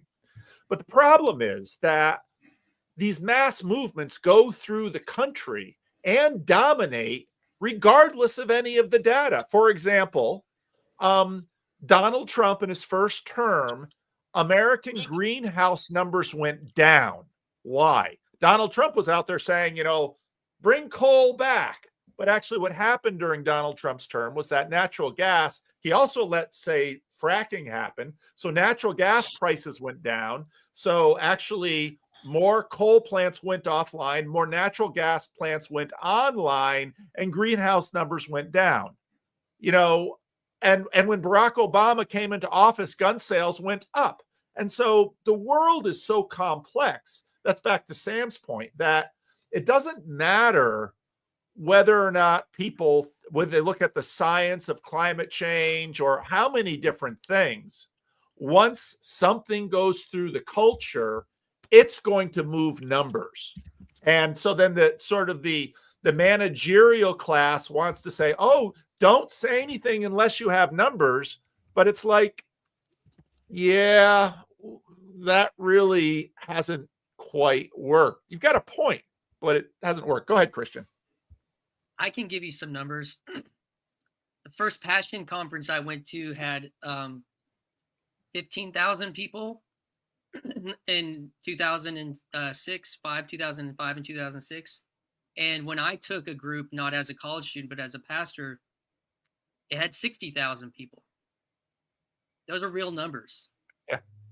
And those numbers then represent network effects of the people that couldn't go, that would have wanted to go, that buy the album sales, that have real metrics. CCLI has metrics for how many Chris Tomlin songs were being sung in churches, but those were taken by the influencers that went to Passion and went back to their church and liked the new song and played it at the church.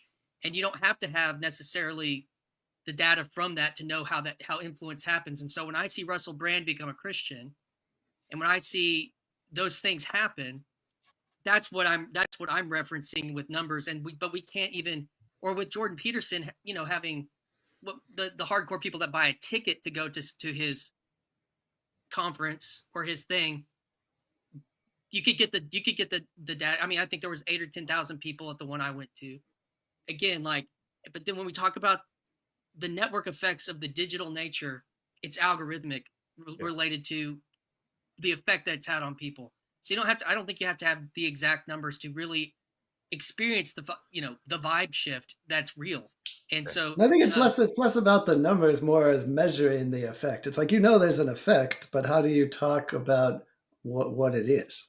And I think that's part more of what he's getting at. And so I read Ryan Bird, I read Kinnaman, I read Barna. So I read lots of people's with numbers. But the thing is, the more you start playing with that stuff, the more you realize. So I come back to North America. I get the call here to this church. I start pastoring here. I'm fed all of this seeker stuff. And I say, well, how am I going to figure out how well my church is doing? And so I spent about 3 months thinking about trying to concoct a system based on behaviors and surveys and profession to try and put a Christian number on the people in my church. And after about 3 months, I said, this is total bullshit. And it has everything to do with what Vervaeke and Peterson and Vervaeke and Peterson have been saying. It's that, what exactly do you measure? And then the deeper you get into that, remember, Peterson has spent most of his career doing psychometrics, which is all of this to try and distill human temperament down into numbers. That's what he did. Well, I've watched people try to do this with religion, which is nearly impossible to define as such.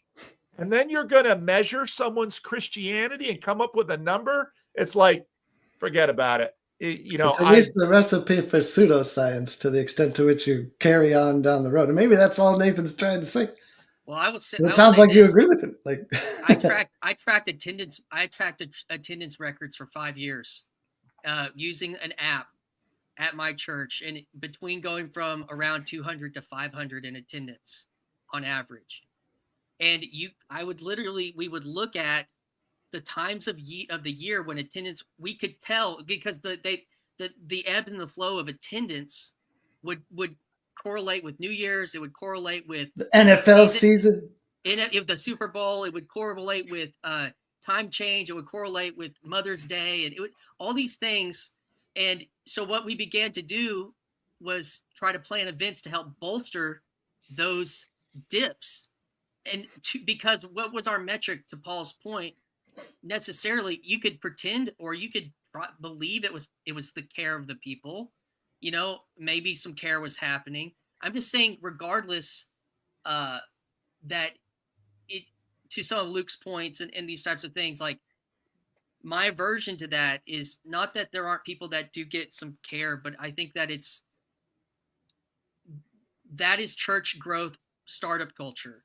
That's what that is. And so I have some of it's not taking the number, the sociological numbers like the Dunbar number seriously as something that you should consider, not just as a barrier to be broken. All of the church culture growth literature basically call these things number ceilings to break through, not to contend with. They see them as something that you should outgrow, and I don't think that that's right in certain ways. I want to say one last thing. One last thing is just that innovation and creativity as the telos is a recipe for burnout, and I feel like that was a big part of the emergent movement was creativity, as really Rob Bell's Pneuma, the new forms of rock and roll, innovation with rock and roll into worship, technology, lights, apps, everything that was set very, very, very high as a telos in that movement. And I think part of the deconstruction is also burnout from that as being what you design your churches by. Yeah. Thanks, Paul, for the conversation. Yeah. All right, everyone. Thank you all. Special thanks to UCW. Thanks for jumping in. And thank you, Shannon. I will try and get your emails to each other so you two can talk, and I'll respond to your email too, Shannon. So all right, navigating patterns. Don't miss navigating patterns. We'll be live streaming this afternoon. So and sorry for not shout out the 30. Ups. I haven't really watched any of the 30-minute things. Algo serves them up, but I don't know why. My own salience hierarchy remains a mystery to me. What I click on and what I get mentioned, but Ups. Yeah, in that weird space of ambiguous Paul intentionality, how long do you intend to ride this wave, Paul, or are you already losing interest? Like, you're going to try to get with the Emerge podcast people and have your own panel debrief with them and go full meta on this whole thing? How far are you going to go down this road, Paul? Now that you've opened this Pandora's box, how far are you committed to really seeing this thing through? I'm just wondering. The audience wants to know, Paul. I'm just asking the question. You want to know. I guess you're part of the audience. I hadn't even thought of it. Although I have gotten messages from some names in the movement that I recognize that want to talk. So there might be some randos coming out with some of these guys, which that aspect I'm super interested in, because Shannon's point, I'm really interested in that point. Because and CW, your points today, they've been really strong. So I don't know, but how long do I, at some point I'll probably do more on Peterson and his gospel seminar, and then I've got 20 irons in the fire. Which one do I pick up at any given time? This is like your opportunity, Paul. I feel like your long form conversation with Peterson is only going to happen when he's like a completely defunct, spent public figure. So these are the people that you should talk to, Paul. They're there. They're right there. They want to talk to you. They're available. That's probably the best time for me to talk to Peter. That would be the most interesting time for me to talk to Peterson, when he's a defunct public figure, to do the postmortem on the Jordan Peterson. Maybe that's wrong of me. I feel like it could happen. I don't know. Yeah, my eventual talk with Jordan. It's so funny because I hear, oh, Jordan wants to talk to you. It's like, I'm not hard to get to. I'll move some stuff on my calendar, Jordan. Not a big deal. So, but what are you doing, Andrew? He's yawning into the camera. CW, good point. But yeah, is the emergence such a hot thing that I can ride its coattails? I mean, the algorithm has spoken, Paul. Like, this is the whoosh you got. No, it might not be the whoosh you wanted, but it's the whoosh you got. Well, actually, the emergent videos have not performed anywhere near, let's say, a commentary on a Jordan Peterson Bible thing functions in the algorithm. True. Yeah, you better keep on the Pajo line. That's the safe. That's the stuff that's bringing the real money in. Yeah, there's not a lot of real money. You used to be a supporter, CW. I lost you. So, money out of my pocket. Why am I letting you on when you dropped me, huh? Like, we all have to listen to our wives at some point. Your wife wants me to give you money. My wife says, why the fuck are you giving him money? I got to choose. And, Yeah. All right. Maybe that is the best place to end. So you guys don't know what I have in terms of branding here. Any requests of what you'd like to hear? Dog bark is eternal. I will do the dog bark. We could, all right, Christian, you take care. We could do a little bit of Freddie. Just to, where is that Freddie one? Boom, boom, boom. Oh, come on, I can't see it. We already did the London. We had Chad's yellow car. I don't see the old. Oh, there it is. Here we go. All right, ducks eat bread. Liturgy, my friend. Ducks eat bread. They like it. Sorry. They do. They like it. Oh, such a loss. All right. Thank you for tuning in. Fast Freddy G knows it all. That's my old name, G.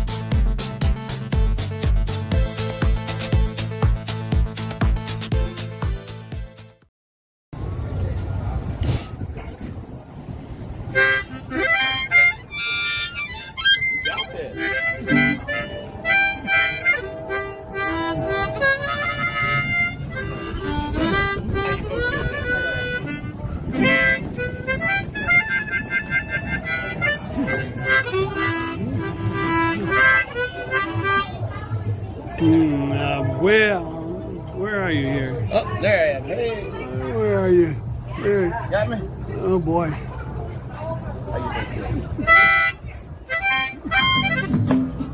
Yeah. Walk with me, Lord. Walk with me. Come on, man. Walk with me, Lord. Walk with me.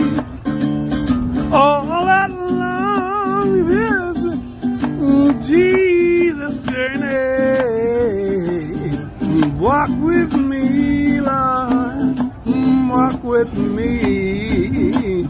Yeah. Walk with my mama. You walk with my mama.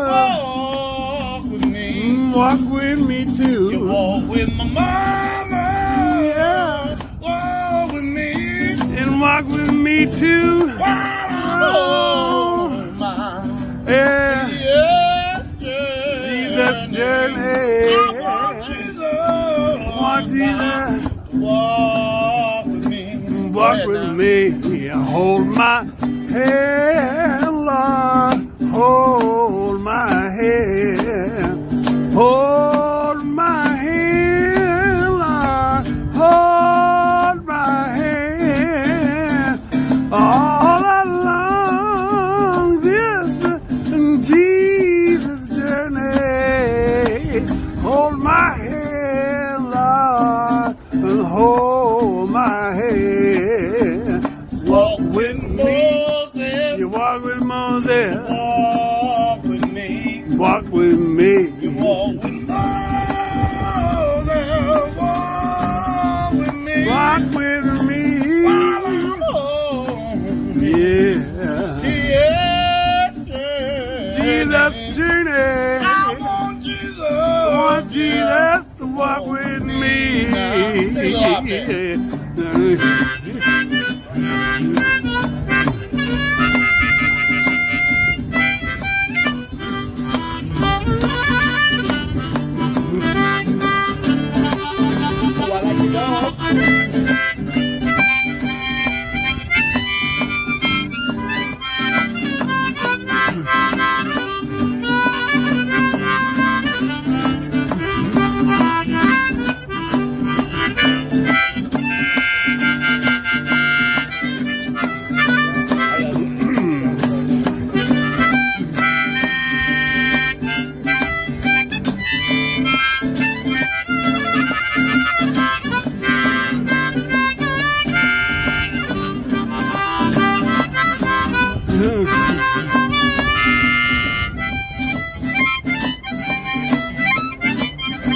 Say, walk with me, Lord.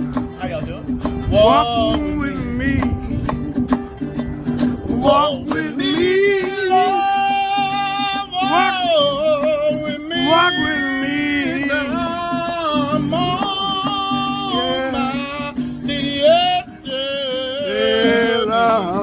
I want Jesus. I want Jesus to walk with me. To walk with me. Walk with David, a little shepherd boy. Yeah, you made him a great king. I know David shouted for joy. He walked with David, and he's a little shepherd boy.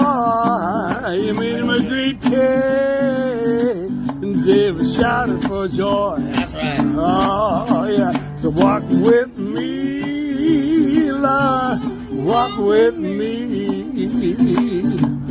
Walk with me, Lord. Walk with me. All along this Jesus journey. Walk with me, Lord. Walk with me. You gotta walk with me, Lord. Yeah! That was rocking great, brother. Oh, yeah.